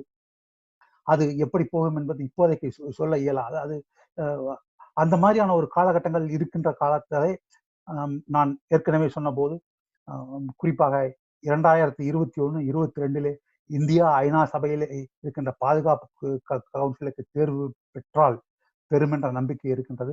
அது ஒரு முக்கியமான ஒரு நிகழ்வாக இருக்கும். இந்திய அரசியலிலே India standing in the world, அதாவது உலக அரங்கிலே இந்தியாவினுடைய நிலை கொஞ்சம் உயரம் என்று எதிர்பார்க்கப்படுகின்றது. ஏன்னு சொன்னால் அந்த காலகட்டத்திலே ஏற்படுகின்ற அரசியல் நிகழ்வுகள் தினமும் பாதுகாப்பு சபையிலே பேசப்படும். அப்போது இந்தியா எடுக்கின்ற நிலைப்பாடுகள் என்னென்னு சொன்னால், நான் ஏற்கனவே சொன்ன போது இந்தியா அந்த அணிசாரா நாடுகளிலே ஒரு முக்கிய பங்காற்றும். அந்த நாடுகளினுடைய நிலைப்பாடும் இந்தியாவினுடைய நிலைப்பாடும், இந்த 5 பெர்மனன்ட் மெம்பர்ஸ் வீட்டோ அவர்களுடைய நிலைப்பாடுகளை மாற்றுவதற்கான முயற்சியிலே இந்தியா தீவிரமாக ஈடுபடும். அப்படி ஒரு நிகழ்வு வந்தால் இந்தியா அடுத்த 2 ஆண்டுகளுக்கு 2011-2012 உலக அளவிலே நடக்கின்ற முக்கியமான நிகழ்வுகளிலே இந்தியாவினுடைய பங்களிப்பு மிகச் சிறப்பாக இருக்கும். அது எங்கே போய் வேண்டும் என்று சொன்னால், அது எக்கனாமிக், அந்த பொலிட்டிக்கல் கிளவுட்டை எக்கனாமிக் கிளவுட்டாக மாற்ற வேண்டும்.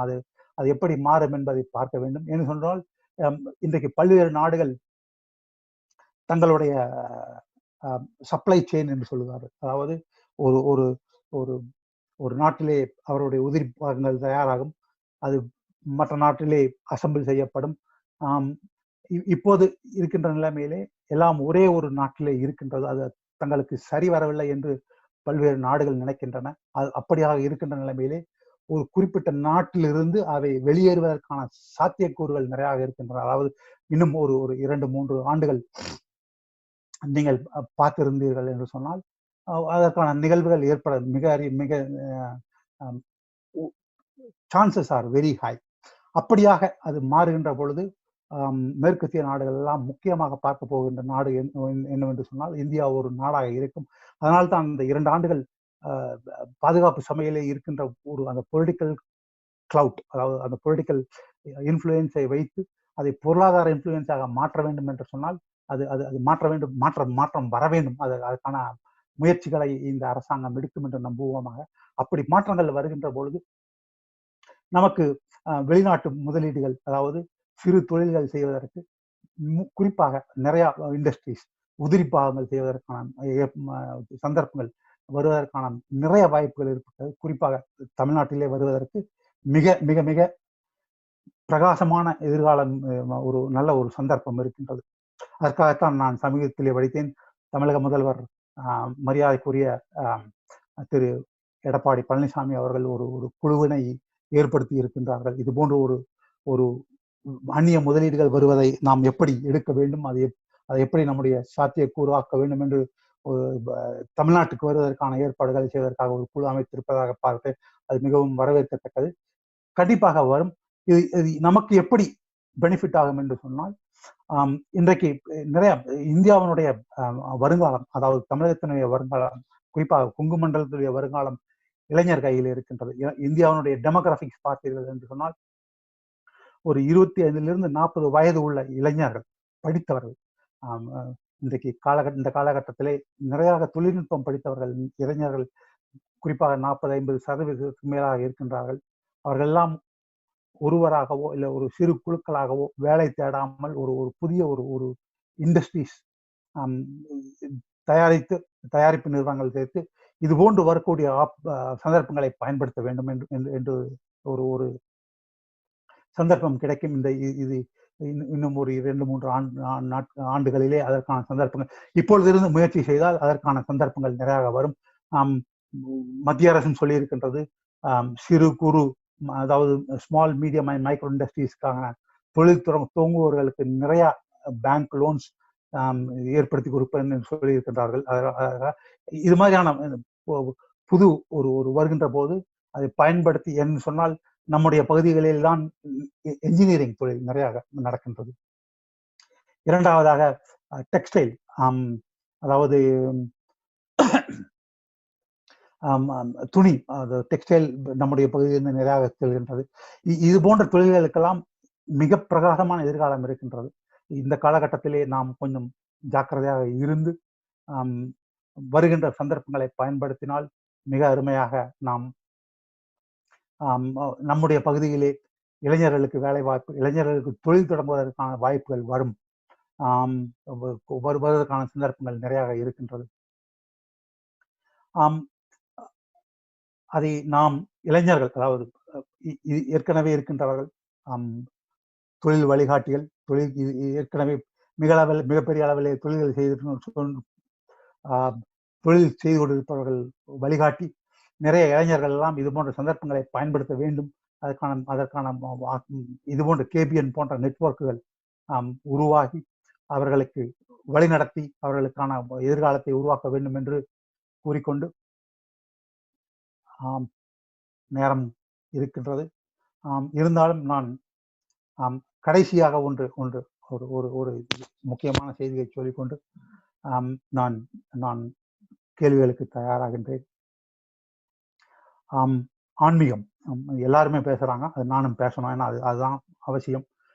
இந்த மாதிரியான ஒரு இக்கட்டான சூழ்நிலையிலே, எதுவுமே ஒரு தெரியாத ஒரு நிலையிலே, மனம் சஞ்சலப்படுகின்ற நேரத்திலே, எல்லோரும் குறிப்பாக ஒரு இக்கட்டான நிலையிலே ஒரு ஸ்ட்ரெஸ் என்று சொல்லுவார்கள் ஆங்கிலத்திலே, அந்த மாதிரியான சிச்சுவேஷனிலே அதிலிருந்து மீள்வதற்கு மிக மிக மிக முக்கியமாக இருப்பது ஆன்மீகம். தோல்விகளில் எதை கண்டும் பயப்பட வேண்டாம். தெய்வ நம்பிக்கை, குருகளின் வழிநடத்தல் நமக்கு மிக அருமையாக நம்முடைய பண்பாடுகளை, நம்முடைய கலாச்சாரங்களை, நம்முடைய குல வழக்கங்களை நமக்காக பாதுகாத்து வழிநடத்தி செல்கின்ற குருமகா சன்னிதானங்கள் இருக்கின்றார்கள். அவர்கள் தலைமை ஏற்படுத்துவது மிக சிறப்பாக செய்து கொண்டிருக்கிறார்கள். நிறைய ஆன்மீக பணிகள் செய்து கொண்டிருக்கிறார்கள். இன்றைக்கு அவர்கள் தலைமையை ஏற்க நாம் எல்லாம் காத்து கொண்டிருக்கின்றோம். நான் ஒரு உதாரணத்துக்கு சொல்லுகின்றேன். சமீபத்திலே எங்களுடைய கோவிலிலே, குலதெய்வம் கோவிலிலே ஒரு சிறிய பிரச்சனை ஆகிவிட்டது. இரு கும்பாபிஷேகம் செய்வதில் இருக்கிறதாம் பங்காளிகளுக்குள்ள, இது இல்லாமல் இருந்தபடி ஒரு சிறு பிரச்சனை ஆகிவிட்டது. அப்பொழுது கோவை பேரூர் குருமகா சன்னிதானங்கள் தலையிட்டு அவர் வருகிறார் என்று சொன்னோம்னால் எல்லாரும் அமைதியாயிட்டாங்க. அவர் யாரும் ஒரு பேச்சும் கிடையாது. அவர் தலையிட்டு சமூக ஒற்றுமையை நிலைநாட்டினார். அதுபோன்று எல்லா சமுதாயத்திற்கும், நம்முடைய சமுதாயத்தில் இருக்கின்ற எல்லா மக்களுக்கும் குருமகா சன்னிதானங்கள் மூவரும் வழிநடத்தி இந்த சமுதாயத்தை அடுத்த கட்ட நிகழ்ச்சி உயர்வுக்கு எடுத்து செல்ல வேண்டும். அதுக்கு ஆன்மீக பணியிலே அனைவரும் ஈடுபட வேண்டும். குறிப்பாக குலதெய்வம், என்னை போன்று வெளிநாட்டில் இருக்கின்றவர்கள் எல்லாம் ஊருக்கு செல்கின்ற போது குலகுருக்களாக இருக்கின்ற நம்முடைய சாமிகளை பார்த்து ஆசீர்வாதம் பெற வேண்டும். குலதெய்வம் கோயிலுக்கு போக வேண்டும். இந்த கடந்த ஒரு 4-5 நாட்களாக எல்லோரும் கேட்கின்ற கேள்வி குலதெய்வ வழிபாடுகள் பற்றி. அதற்கான ஆர்வங்கள் இது போன்ற நேரங்களில் தான் குலதெய்வ வழிபாடுகள், ஆன்மீகத்தினுடைய ஈடுபாடுகள் இருக்கும். ஆன்மீகம்தான் இது போன்ற நேரங்களிலே நம்முடைய மனதிலே இருக்கின்ற தீமைகளை, தீய எண்ணங்களை எல்லாம் வெளியேற்றி நமக்கு அருமையாக வழிகாட்டும். அதற்கு வழிகாட்டி கொண்டிருக்கின்ற 3 குரு மகா சன்னிதானங்களுக்கு கால்களையும் நான் தொட்டு வணங்கி என்னுடைய பேச்சை நிறைவு செய்கின்றேன். வாய்ப்பளித்த அனைத்து கொங்கு பிசினஸ் நெட்வொர்க் நண்பர்கள், சகோதரர்கள், கடந்த ஒரு வாரமாகத்தான் நான் அவர்களோடு பார்த்து பழகி கொண்டிருக்கின்றேன். ஆனால் அவர்களுடைய துடிப்பு, அவர்களுடைய வேகம், அவர்களுடைய முனைப்பு, அவர்களுடைய உழைப்பு, கடின உழைப்பு, அதாவது ஒரு மலேசியாவிலே 1:30 மணி இருக்கும் அவர் கூப்பிடுவார், என்ன மாம்ஸ் தூங்கிட்டீங்களா என்று சொல்லி. ஆனால் இரவு 1:30 மணிக்கும் அவர் வேலை செய்து கொண்டிருப்பார்.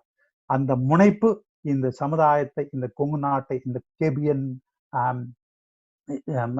நெட்வொர்க்கை அது இணைத்திருக்கின்ற அனைவரையும் உயர வாழ்த்தி நன்றி பாராட்டி விடைகிறேன். நன்றி, வணக்கம்.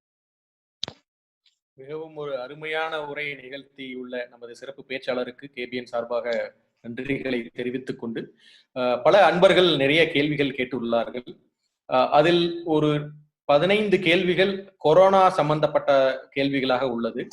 அதில் கோவிட் வைரஸ் உலக சுகாதார மையம் எவ்வளவு விரைவான தீர்வு கொடுக்கும், நேட்டிவ் மெடிசின்ஸ் அதாவது இந்தியாவில் உள்ள ட்ரெடிஷனல் மெடிசின்ஸுக்கு அங்கு அங்கீகாரம் கிடைக்குமா என்ற கேள்விகள், பொதுவாக நிறைய கேள்விகள் இதே மாதிரி வந்துள்ளது. தங்களின் கருத்துக்களை தெரிவிக்கவும்.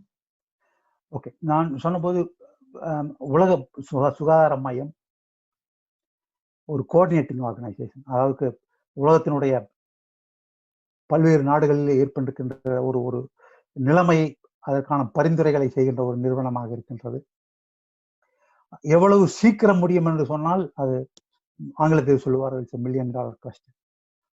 நான் சொன்னது போல சில நாடுகளிலே அது மேலே போய் பிளாட் ஆகி கீழே போய் கொண்டிருக்கின்றது. குறிப்பாக சொல்ல வேண்டும் என்று சொன்னால் ஜப்பான் நாட்டிலே கட்டுப்பாடுகள் வந்திருக்கின்றது, தென்கொரியாவிலே கட்டுப்பாடுகள் வந்திருக்கிறது, தைவானிலே கட்டுப்பாடுகள் வந்திருக்கிறது, New Zealand, Australia, Switzerland, Austria, Norway போன்ற நாடுகளிலே, சிறிய நாடுகளிலே, குறைந்த மக்கள் தொகையுள்ள நாடுகளிலே அது கட்டுப்பாடுகளே வந்திருக்கின்றது. சில நாடுகளிலே மேக்சிமம், அதாவது அந்த பிளாட் முடிவிட்டது. ஆனால் இன்னும் கீழே வருவதற்கான சாத்தியக்கூறுகள் தெரியவில்லை. அதாவது ஒவ்வொரு நாளைக்கும் வருகின்ற நம்பர்ஸ், நியூ இன்ஃபெக்ஷன்ஸ் இருக்கின்றது, அது இன்னும் குறையவில்லை. கொரோனாவில் என்ன பிரச்சனை என்று சொன்னால் அது மேலே போகும்போது ராக்கெட் வேகத்திலே போகிறது. ஸ்பீட், அது ஒரு நாளைக்கு 10,000 பேர், 5,000 பேர், 6,000 பேர், 10,000 பேர் போன்ற இறங்குகின்ற போது இன்னும் அது எப்படி இறங்குகின்றது, அது மெதுவாகத்தான் இறங்குகின்றது. அதனால் இதுவரை யாருக்கும் அது எவ்வளவு நாட்களிலே தீரும் என்று தெரியவில்லை. அதனால் அதற்கான அதனால் எல்லோரும் பார்த்து கொண்டிருக்கிறார்கள், அது எப்படி தீரும் என்று தெரியவில்லை. அதாவது எவ்வளவு நாளைக்கு இப்படியே லாக்டவுன் இருக்கிறது, இல்ல எக்கானமியா போகிறதா, மனித உயிர் முக்கியமா, இரண்டும் பேலன்ஸ் செய்து சில நாடுகள் எல்லாம் படிப்படியாக லாக்டவுனை நிவர்த்தி செய்து விலக்கி கொண்டிருக்கிறார்கள். அது எப்படி போகிறது என்று பார்க்க வேண்டும். சில நாடுகளிலே லாக்டவுனை உடனடியாக நிறுத்தின சொன்னார்கள், அங்கே 2வது வேவ் வந்து திரும்பவும் லாக்டவுன் வர வேண்டிய நிலைமை ஆகிப்பட்டது. ஸோ எப்போ முடியும் இன்னும் ஒன்றும் தெரியவில்லை, எப்படி போகிறது என்று பார்க்க வேண்டும். ஆனால் அதை ஏற்று, கொரோனா வைரஸை ஏற்று அதற்கான வழிமுறைகளை, சிகிச்சைக்கான வழிமுறைகளை செய்து மற்ற நாடுகள் எல்லாம் தங்களுடைய பொருளாதாரத்தை திறக்க வழி செய்து கொண்டிருக்கின்றன. ஸோ பார்க்க வேண்டும். 2வதாக நாட்டு மருந்துகள், அதாவது அது நீங்க நேராக ஐநா சபைக்கு வர முடியாது. ஐநா சபைக்கு இருந்து எப்படி என்று சொன்னால் உலகத்தினுடைய பல்வேறு ரிசர்ச் லெபார்டரிஸ் அவங்களெல்லாம் முதலே ப்ரீ ரெஜிஸ்டர் பானவர்கள் இருப்பார்கள், அவர்கள் இருக்க வேண்டும். உங்களுடைய நாட்டு மருந்துகள் இருக்கிறது என்று சொன்னால் அதை இந்தியாவிலே இருப்பவர்கள் Indian council of medical research என்று சொல்லக்கூடிய மருத்துவ ஆராய்ச்சி கழகத்திலே பதிவு செய்து, அங்கே பதிவு பெற்று உங்களுடைய மருந்துக்கள் அங்கே முறையாக பதிவு அவங்க யூஸ் பண்ணி அதனுடைய வெற்றிகள் அவங்க சர்டிஃபை பண்ணி அதுக்கப்புறம் தான் அவங்க மூலியமா தான் நீங்க வந்து WHO வர முடியும். நீங்களாக நேரடியாக வர முடியாது. ஏன்னா WHO வந்து ஒரு உலக நாடுகள் இன்டர் கவர்மெண்ட் பாடி, தனிநபர்கள் வருவதற்கான சந்தர்ப்பங்கள் கிடையாது. சில ஃபவுண்டேஷன்கள், அதாவது பில் கேட்ஸ் ஃபவுண்டேஷன் போன்றவர்கள் எல்லாம் நிறைய அவங்க லெபார்டரி வைத்திருக்கிறார்கள். அவர்களெல்லாம் முதலிலேயே பல்வேறு காலகட்டங்களிலே பல்வேறு நோய்களுக்கான மருந்துகளை கண்டுபிடிப்பதிலே ஈடுபட்டிருக்கிறார்கள். ஸோ நீங்கள் எல்லாம் நாட்டு மருந்துகள் வர வேண்டும் என்று சொன்னால் ICMR போய் அங்கே அவங்க பதிவு செய்து உங்களுடைய மருந்துகளை கொடுத்து, அதாவது அதனுடைய ஸ்டடி என்று சொல்வாங்க, டேட்டாக்களை கொடுத்து அதனால் அவர்கள் அங்கீகரிக்கப்பட்ட பின் தான் உலக சுகாதார நிறுவனத்துக்கு கொண்டு வர முடியும். அருமையான விளக்கமான பதிலை கொடுத்துள்ளீர்கள் ஐயா. அடுத்தது இன்னொரு 10 கேள்விகள் வந்து இந்தியாவிற்கு எப்பொழுது நிரந்தர செக்யூரிட்டி கவுன்சில் சீட் கிடைக்கும்? சைனா போன்ற நாடுகள் மிகவும் தடையாக உள்ளது, இதை நீங்க எப்படி பார்க்கிறீங்க? அதை எப்படி நம்ம வந்து ஓவர் கம் பண்ணி வர முடியும் அப்படிங்கிற மாதிரி பல கேள்விகள் அது சம்பந்தப்பட்ட கேள்விகள் கேட்டிருக்காங்க. இந்தியாவுக்கு நான் சொன்ன மாதிரி உலகத்துல இன்டர்நேஷனல் இதுல அந்த 5 நாடுகள் தான் மிகப்பெரிய நாடுகள், அதாவது P5 என்று ஆங்கிலத்தில் சொல்லுவார்கள். இந்தியாவுக்கு ஐக்கிய நாடுகள் சபையிலே நிரந்தர உறுப்பினர், அதாவது நான் ஏற்கனவே சொன்ன போது அந்த ஐநா சபை பாதுகாப்பு சபை விரிவுபடுத்தப்பட்டால் அது இன்னும் எப்பொழுது விரிவுபடுத்தப்படும் என்று இன்னும் அதற்கான பேச்சுவார்த்தைகள் போய் கொண்டிருக்கின்றன. அப்படி விரிவுபடுத்துகின்ற போது அந்த 5 பெர்மனன்ட் மெம்பர்ஸ் வீட்டோ இல்லாமல் 5 புதிய பெர்மனன்ட் மெம்பர்ஸ் வீட்டோ இல்லாமல் வருவதற்கான ஒரு ஒரு ஒரு இதுதான் இந்தியா கடந்த ஒரு 20 ஆண்டுகளாகவே முயற்சி செய்து கொண்டிருக்கிறது. உலகத்தில் உள்ள அனைத்து தலைவர்களும் நாடுகளும், அதாவது ரஷ்யா, அமெரிக்கா, UK, பிரான்ஸ் போன்ற நாடுகள் எல்லாம் நமக்கு இந்தியா பாதுகாப்பு சபையிலே வர வேண்டும் என்று மிகவும் விருப்பப்படுகின்றன. அதுக்கு ஒரு காரணம் இருக்கின்றது. இந்த 70 ஆண்டு காலத்திலே இந்தியா தான் உலகத்திலே ஐநா பாதுகாப்பு படைகளுக்கான நம்பர் 1 கான்ட்ரிபியூட்டர். அதாவது இதுவரை ஐநா சபை ஏற்படுத்திய 70-75 ஐநா பாதுகாப்பு படையிலே இந்திய படைகள் சுமார் இதுவரை ஒரு 2 லட்சம் இந்திய பாதுகாப்பு படையினர், ஐநா அமைதி படையிலே ஒரு 50 பீஸ் கீப்பிங் மிஷன் என்று சொல்லக்கூடிய இதிலே இந்தியா பங்காற்றி இருக்கின்றது. உலக அளவிலே இன்டர்நேஷனல் பீஸ் அண்ட் செக்யூரிட்டிக்கு இந்தியாவினுடைய கான்ட்ரிபியூஷன் மிகப்பெரிய அளவிலே இருக்கின்றது. ஆனால் இந்தியா ஐநா சபை பாதுகாப்பு சபையில இருக்க வேண்டும் என்று பல்வேறு நாடுகள் இருக்கின்றன. ஆனால் நான் I don't want to mention names, சில நாடுகள் இந்தியா வருவதை விரும்பவில்லை. அதை நாம் எப்படி முறியடித்து விட்டு வர வேண்டும் என்பது அது காலம் பதில் சொல்லும். அதற்கான முயற்சிகள் தொடர்ந்து, அது என்றைக்கும் எந்த மத்திய அரசாங்கமாக இருந்தாலும் சரி, காங்கிரஸ் அரசாங்கத்திலையும் அவர்களும் முயற்சி செய்தார்கள். இன்றைக்கு இருக்கின்ற பாரதிய ஜனதா அரசாங்கம், பிரதமர் நரேந்திர மோடி அவர்களும் ஒவ்வொரு முறையும் அதற்கான முயற்சிகளை மேற்கொண்டிருக்கிறார்கள். எந்தவித காரணத்தும் அது சோடை போகவில்லை. மற்ற அதே மாதிரி பாதுகாப்பு சபையிலே வர வேண்டும் என்று இருக்கின்ற மற்ற நாடுகளோடும் அவர்களோடு கூட்டணி சேர்ந்து நான் சொன்ன அந்த G4 என்று நாடுகள் ஒருங்கிணைந்து முயற்சிகள் மேற்கொண்டிருக்கிறார்கள். அட்லீஸ்ட் இன்னும் குறிப்பிட்ட ஒரு சில வருடங்களுக்குள்ளே வர வேண்டும் என்று நாமளும் ஆசைப்படுவோம். அது ஏன்னு சொன்னால் அது it gives lot of impetus to Indian standings in the world. அது ஒரு முக்கியமான நிகழ்வு. அது கண்டிப்பாக வர வேண்டும் என்று எல்லோரும் முயற்சி கொண்டிருக்கிறார்கள். நாமும் அதற்கான உறுதுணைகளாக எல்லாரும் அதற்கு சப்போர்ட் செய்ய வேண்டும் என்று வேண்டிக் கொள்கிறேன். மிகவும் அருமையான விளக்கம் கொடுத்தீர்கள் ஐயா. பல பேர் வந்து ஐநா சபைக்கு நம்ம IAS, IFS, IAAS இதை தவிர வேற விதமான கெரியர் ஆப்பர்ச்சுனிட்டிஸ் எப்படி இருக்கு, நாங்கெல்லாம் எப்படி அணுகிறது, அதற்கு உண்டான வேலை வாய்ப்புகள் பற்றி கேட்டிருக்காங்க. மிக அருமையான கேள்வி, வெரி குட் கொஸ்டின். அது யார் கேட்டாங்களோ அவங்களுக்கு என்னுடைய பாராட்டு. ஐநா சபையில சேரணுங்கிறதுக்காக civil service is not a requirement. அது என்னைக்குமே கிடையாது. ஐநா சபையில சேருவதற்கு சிவில் சர்வீஸ்ல இருந்தீர்கள் என்று சொன்னால் அது ஒரு it's an advantage, but it's not a requirement. ஒண்ணு. ரெண்டாவது, ஐநா சபைங்கிறது உலகத்துல எல்லாருக்கும் முதல் கேரியர் கிடையாது. ஏன்னா ஐநா சபையில் வருகின்ற போது ஐநா சபையில சில எக்ஸ்பெக்டேஷன்ஸ் இருக்கும். உலகத்துல எல்லாரும் ஒரு அரசாங்கத்திலே ஒரு 10-15 வருடம் நான் பார்த்த அளவு, இந்த 24 வருடத்திலே ஐநா சபையிலே நான் பார்த்த அளவுக்கு ஒரு எல்லோருக்கும் செகண்ட் கேரியர் தான். ஒருத்தர் தான் அவர் தான் நல்ல, நான் ஐநா சபையில தான் ஆரம்பிச்சு ஐநா சபையில தான் இருப்பேன்னு கிடையாது. எல்லோரும் ஐநா சபைக்கு வருவதற்கு முன்னால் ஒரு 10 வருடம், ஒரு 15 வருடம் பணியாற்றி இருப்பார்கள். அதாவது ஆர்மியிலே பணியாற்றி இருப்பார்கள், சிவில் சர்வீஸ்லேயே பணியாற்றி இருப்பார்கள், சொந்தமாக பிசினஸ் செய்திருப்பார்கள். அவர்களும் வரலாம், தப்பில்லை, சந்தர்ப்பங்கள் இருக்கின்றன. இல்லை என்று சொன்னால் ஒரு NGOவிலே பணியாற்றி இருப்பார்கள், இல்லை ஒரு பொது நிறுவனங்களிலே பணியாற்றி இருப்பார்கள். யார் வேண்டுமானாலும் வரலாம். ஆனால் அதற்கான சில அத்தியாவசியமான ஒரு குவாலிஃபிகேஷன் சொன்னால் இருக்கின்றது. அது என்னவென்று சொன்னால், ஐக்கிய நாடு அது ஒண்ணு. ரெண்டாவது, ஐக்கிய நாடு சபையில எல்லாருக்கும் சந்தர்ப்பம் இருக்கிறது. இவங்கதான் வரணும்னு கிடையாது. உலகத்தினுடைய எல்லா, என்ன படிச்சிருந்தாலும் சரி, டாக்டராக இருந்தாலும் சரி, இன்ஜினியராக இருந்தாலும் சரி, ஆர்கிடெக்சர் படித்திருந்தவர்களாகவும் சரி, தமிழ் இலக்கியம் படித்திருந்தவர்களாகவும் சரி, சயின்ஸ் படித்திருந்தவர்களாலும் சரி, ஹிஸ்டரி படித்திருந்தவர்கள், எந்த விதமான படிப்புகள் படித்திருந்தாலும் அவர்கள் ஐநா சபையிலே பணியாற்றுகின்ற வாய்ப்பு எல்லாருக்கும் இருக்கின்றது. முக்கியமாக என்ன சொல்ல வேண்டும் சொன்னால், ஐநா சபையிலே ஒவ்வொரு பணிக்கும் ஒரு ஜாப் டிஸ்கிரிப்ஷன் என்று இருக்கும். அதாவது இந்த பணி இவர் செய்தால் இவருக்கு என்ன தேவை என்று ஒரு இது இருக்கும். அவர் ஆற்றுகின்ற பணி, அதனால் என்ன எதிர்பார்க்கப்படுகின்றது, அவருடைய படிப்பு, அவர் அது சம்பந்தப்பட்ட வேலை, அதாவது ரெலவென்ட் ப்ரொஃபஷனல் எக்ஸ்பீரியன்ஸ் என்று சொல்லுவார்கள். அதாவது படிப்பு சம்பந்தப்பட்ட வேலை, நீங்கள் செய்திருக்கின்ற வேலை அந்த ஜாபோட ப்ரொஃபைலுக்கு மேட்ச் ஆகும் என்று பார்க்க வேண்டும். இது இருந்தால் நீங்கள் கண்டிப்பாக வர வேண்டும் சொல்லலாம். உதாரணத்துக்கு சொல்லுகின்றேன், நீங்கள் என்ஜினியரிங் படித்திருக்கிறீர்கள் என்று, சிவில் என்ஜினியரிங் படித்திருக்கிறீர்கள் என்று வைத்துக் கொள்வோம். சிவில் இன்ஜினியரிங் படித்தவர்களுக்கு ஐநா சபையினுடைய பாதுகாப்பு படைகளிலே நிறைய, ஐநா சபை உலகம் பூராவும் கன்ஸ்ட்ரக்ஷன், கட்டுமான பணிகள் செய்கின்றார்கள். அதிலே வேலை செய்வதற்கு உங்களுக்கான சந்தர்ப்பங்கள் இருக்கின்றது.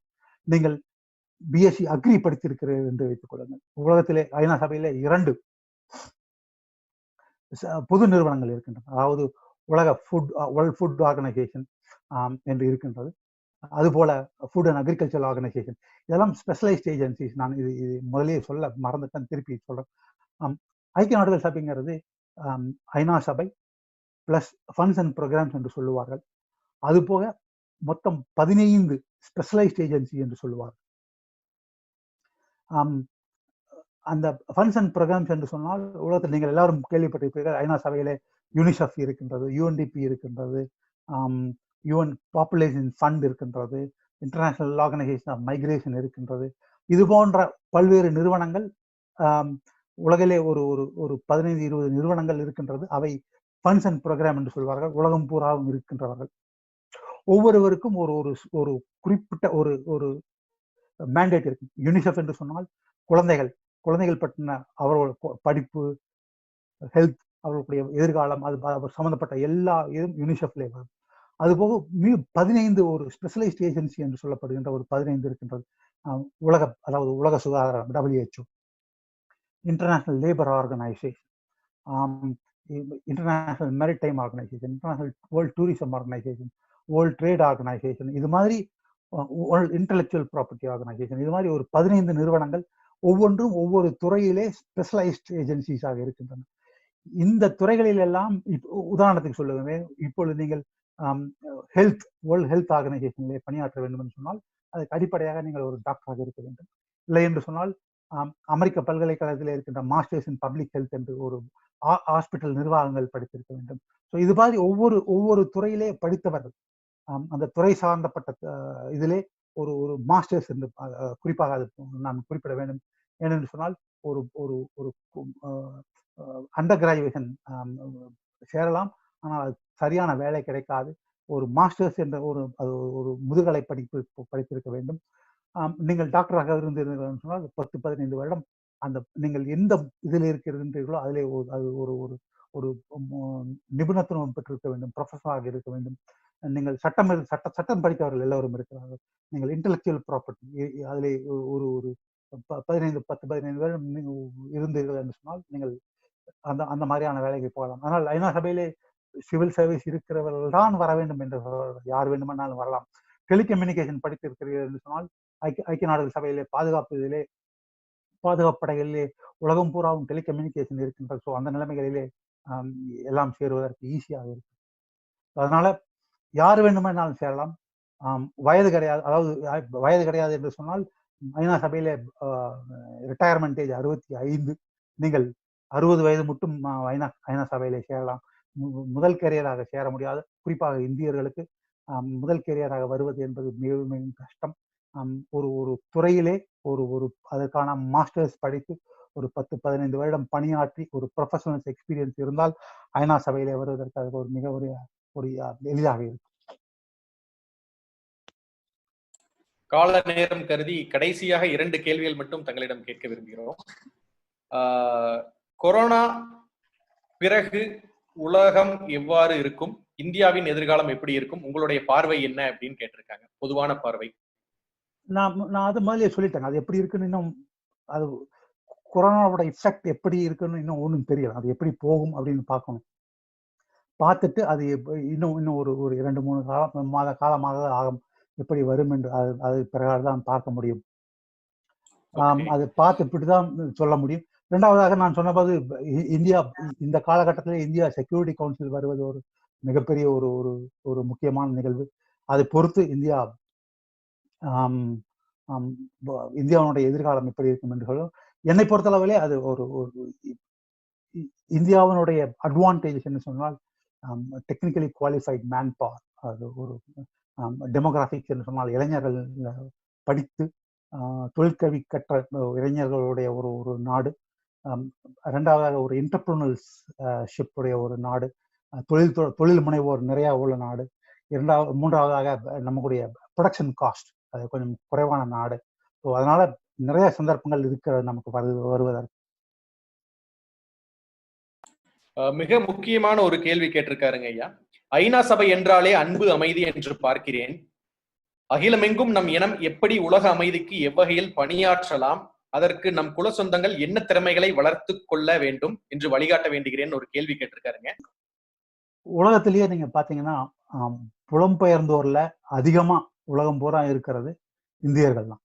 உலகம் பூரா 1.2 crores, அதாவது 12 மில்லியன் இந்தியர்கள் உலகம் பூராவும் இருக்கிறார்கள். உலகத்திலே ஐநாவினுடைய ஒரு அங்கம் தான் இன்டர்நேஷனல் ஆர்கனைசேஷன் ஆஃப் மைக்ரேஷன். அவர்களுடைய ஸ்டாட்டிஸ்டிக்ஸ் படி உலகம் பூராவும் இருக்கின்றவர்கள் அதில் முதல் இடத்தில் இருப்பவர்கள் இந்தியர்கள். அதிலே நம்முடைய கொங்கு நாட்டிலிருந்து இன்றைக்கு உலகத்திலே எல்லா மூலையிலும் இருக்கின்றார். நீங்கள் நியூசிலாந்திலே கிழக்கே நியூசிலாந்து மேற்கே யுஎஸ் வரையிலும், நார்வே, ஸ்வீடன் என்று வடக்கே இருந்து சவுத் ஆப்பிரிக்கா வரையிலும் இன்னும் நம்முடைய சொந்தங்கள் பரவலாக இருக்கின்றார்கள். நீங்கள் எங்கெல்லாம் இருக்கின்றீர்களோ அங்கெல்லாம் மிகப்பெரிய என்ஜிஓஸ், இன்டர்நேஷனல் என்ஜிஓஸ் இருக்கின்றது. அவர்களெல்லாம் வாலண்டரி பணியாற்றுகிறார்கள். நீங்கள் அந்த மாதிரியான ஒரு வாலண்டரி உங்களுடைய கிடைக்கின்ற நேரத்தினை எந்த ஒரு வாலண்டரி ஏஜென்சிகளையோ நீங்கள் சேர்ந்து அவர்களோடு பணியாற்றி அந்த அனுபவத்தை நீங்கள் கொண்டு வந்தால் அது உலக அரங்கிலே நம்முடைய சமுதாயம் உலக அரங்கிலே பல்வேறு நிகழ்வுகளை நம்முடைய பணியாற்றுவதற்கான சந்தர்ப்பங்கள் நம்முடைய சொந்தங்களுக்கு நிறைய கிடைக்கும். அதனால் நீங்கள் எந்தெந்த ஏரியாவில் இருக்கின்றீர்களோ, உலகம் பூராவும் இருக்கின்றார்கள், ஒன்றாக சேர்ந்து செய்வது என்பது ஒரு மிக கடினமான ஒன்று. உலக அளவிலே பல்வேறு என்ஜிஓக்கள் இருக்கின்றன. அதிலே நீங்கள் நுழைந்து அதனுடைய முக்கிய பொறுப்புகளிலே பணியாற்றி அதன் மூலமாக நீங்கள் ஒரு ஒரு இன்டர்நேஷனல் சீன் ஐநா போன்ற பணிகளுக்கான உதவிகளை செய்ய முடியும். இந்த உலக அமைதிக்காக செய்வதற்கான வாய்ப்புகள் நிறைய இருக்கின்றன. குறிப்பாக முதல் தலைமுறை போனவர்கள் செய்யலாம். இல்லை என்று சொன்னால் இந்த நாடுகளிலே புலம்பெயர்ந்திருக்கின்ற சொந்தங்கள் இரண்டாம் தலைமுறையினரை அவர்கள் இதில் ஈடுபடுத்தினால் இன்னும் மிக சிறப்பாக இருக்கும். அருமையான இந்த காணொளி மூலியமாக உலகெங்கும் நமது கொங்கு சொந்தங்களுக்கு ஐநாவிடம் எவ்வாறு நடந்து கொண்டிருக்கிறது, ஐநாவில் எப்படி நம்மளுடைய கேரியர் ஆப்ஷன் எடுத்துக்கொள்ளலாம் என்று மிக விளக்கமாக அனைத்து கேள்விகளுக்கும் அருமையாக பதில் சொன்னீர்கள் ஐயா. பயனுள்ள ஒரு ஒரு நெட்வொர்க் இது. என்னை இணைத்துக் கொள்வதிலே நான் மட்டற்ற மகிழ்ச்சி அடைகின்றேன். இது மென்மேலும் வளர என்னாலான எல்லா உதவிகளையும் செய்வேன் என்று இந்த நேரத்திலே கூறிக்கொள்கின்றேன். வாய்ப்பளித்தமைக்கு இது என்னை தொடர்பு கொண்டு கடந்த 4-5 நாட்களாக தொடர்பில் இருந்து வாய்ப்பளித்த அனைவருக்கும் என்னுடைய மனமார்ந்த நன்றியை தெரிவித்துக் கொள்கிறேன். நன்றி, வணக்கம். மிக்க நன்றி. உங்களுக்கு 2 தகவல்களை நிறைய அன்பர்கள் தெரிவிக்க சொல்லியிருக்காங்க. ஒண்ணு நீங்க தமிழ் பேசுறது கொஞ்சம் சிரமமா இருக்குன்னு முதல்ல சொன்னீங்க. ஆனா அருமையான தமிழ், எங்களை விட நல்லா பேசுறீங்க வெளிநாட்டுல இருந்துட்டு அப்படின்னு நிறைய பேர் உங்களுக்கு பாராட்டி இருக்காங்க. அதே மாதிரி இன்னும் மிக நிறைய நண்பர்கள் உங்களுடைய உரை மிக ஒரு எழுச்சி மிக்க உரையா இருந்தது அப்படிங்கிறதையும் பாராட்டி இருக்காங்க. அதற்கு கேபிஎன் சார்பாக உலகெங்கும் உள்ள அனைத்து கொங்கு சொந்தங்களும் காணொளி மூலமாக நம்முடன் இணைந்ததற்கு அனைத்து சொந்தங்களுக்கும் நன்றி நன்றி நன்றி. தொழில் மற்றும் வணிகம் செய்யும் கொங்கு வேளாள கவுண்டர் சொந்தங்களை இணைக்கும் பாலமாக கேபிஎன் குளோபல் என்ற டெலிகிராம் குரூப் செயல்பட்டு வருகிறது. 39 நாடுகளைச் சேர்ந்த 3585 கொங்கு வேளாள கவுண்டர் சொந்தங்கள் அதில் ஒரே குடும்பமாக தொழில் விவரங்களையும் தொழில் வாய்ப்புகளையும் அவர்களுக்குள் பரிமாறிக்கொண்டு உள்ளார்கள். இந்த குழு எந்த ஒரு அரசியல் கட்சியையோ அரசியல் தலைவர்களையோ பின்பற்றாத ஒரு குழுவாகும். நமது சமுதாயத்தின் மேல் அக்கறை கொண்டு முற்றிலும் நம் மக்களின் வர்த்தகத்தை உயர்த்த வேண்டும் என்ற உன்னத நோக்கில் செவ்வனே செயல்பட்டு வருகிறது. KBN என்ற பெயரில் மலேசியா கோலாலம்பூரில் பழனியப்பன் மாரப்பன் அவர்களால் தொடங்கப்பட்டு தற்போது தமிழ்நாட்டில் Kongu business network KBN association என்ற பெயரில் தமிழ்நாடு அரசில் பதிவு செய்யப்பட்டு தொழில் முனையும் கொங்கு சொந்தங்கள் ஆதரவோடு சிறப்புடன் செயல்பட்டு வருகிறது. KBN குளோபல் குழு தவிர வேறு எந்த ஒரு பெயரிலும் வாட்ஸ்அப் குழு, டெலிகிராம் குழு கிடையாது. இது நமது கொங்கு சொந்தங்களின் தொழில் மற்றும் சமுதாய முன்னேற்றத்திற்கு சேவை மனப்பான்மையுடன் உருவாக்கப்பட்ட அரசியல் சார்பற்ற அமைப்பு. இந்த குழுவில் இணைவதற்கு எந்த ஒரு கட்டணமும் கிடையாது. ஒரு சிலர் KBN பெயரை பயன்படுத்தி சந்தா வசூலித்து சுய லாபத்துக்காக குழுக்களை அமைத்துக் கொண்டிருக்கின்றனர். அவ்வாறு செயல்படும் குழுவுக்கும் நமக்கும் எந்த தொடர்பும் கிடையாது. 100 விழுக்காடு தொழில் சம்பந்தப்பட்ட பதிவுகள் மட்டுமே, அதுவும் இலவசமாக, எந்த ஒரு சந்தாவும் இல்லாமல் நம் சொந்தங்கள் அனைவரும் முன்னேற வேண்டும் என்ற உயரிய எண்ணத்தில் பதிவுகளை அனுமதிக்கும் ஓர் உலகளாவிய வர்த்தக குழு, நம் தொழில் அபிவிருத்திக்கு ஏற்ற ஓர் உபயோகமுள்ள ஒரே குழு KBN குளோபல் டெலிகிராம் குழு. சொந்தங்களுக்கு இது குறித்து சந்தேகங்கள் இருந்தால் +60 13299144 +6 13 2999 144 என்ற அலைபேசி எண்ணில் வாட்ஸ்அப் குறுஞ்செய்தி அனுப்பலாம். நன்றிகளுடன் மலேசியா பழனியப்பன் மாரப்பன் அவர்கள் சார்பாக செழியன் குமாரசாமி. நீங்கள் நமது கொங்கு சொந்தங்கள் வாழ்வில் முன்னேற வேண்டும் என்று விரும்பினால் இந்த தகவலை உங்கள் சொந்தங்களுடன் பகிர்ந்து மகிழ்ந்திட அன்புடன் வேண்டுகிறேன். KBN குளோபல் டெலிகிராம் குழுவில் இணைந்து உங்கள் தொழில் வணிக உறவுகளை விரிவுபடுத்தி வளம் பெற வாழ்த்துகிறேன். வணக்கம்.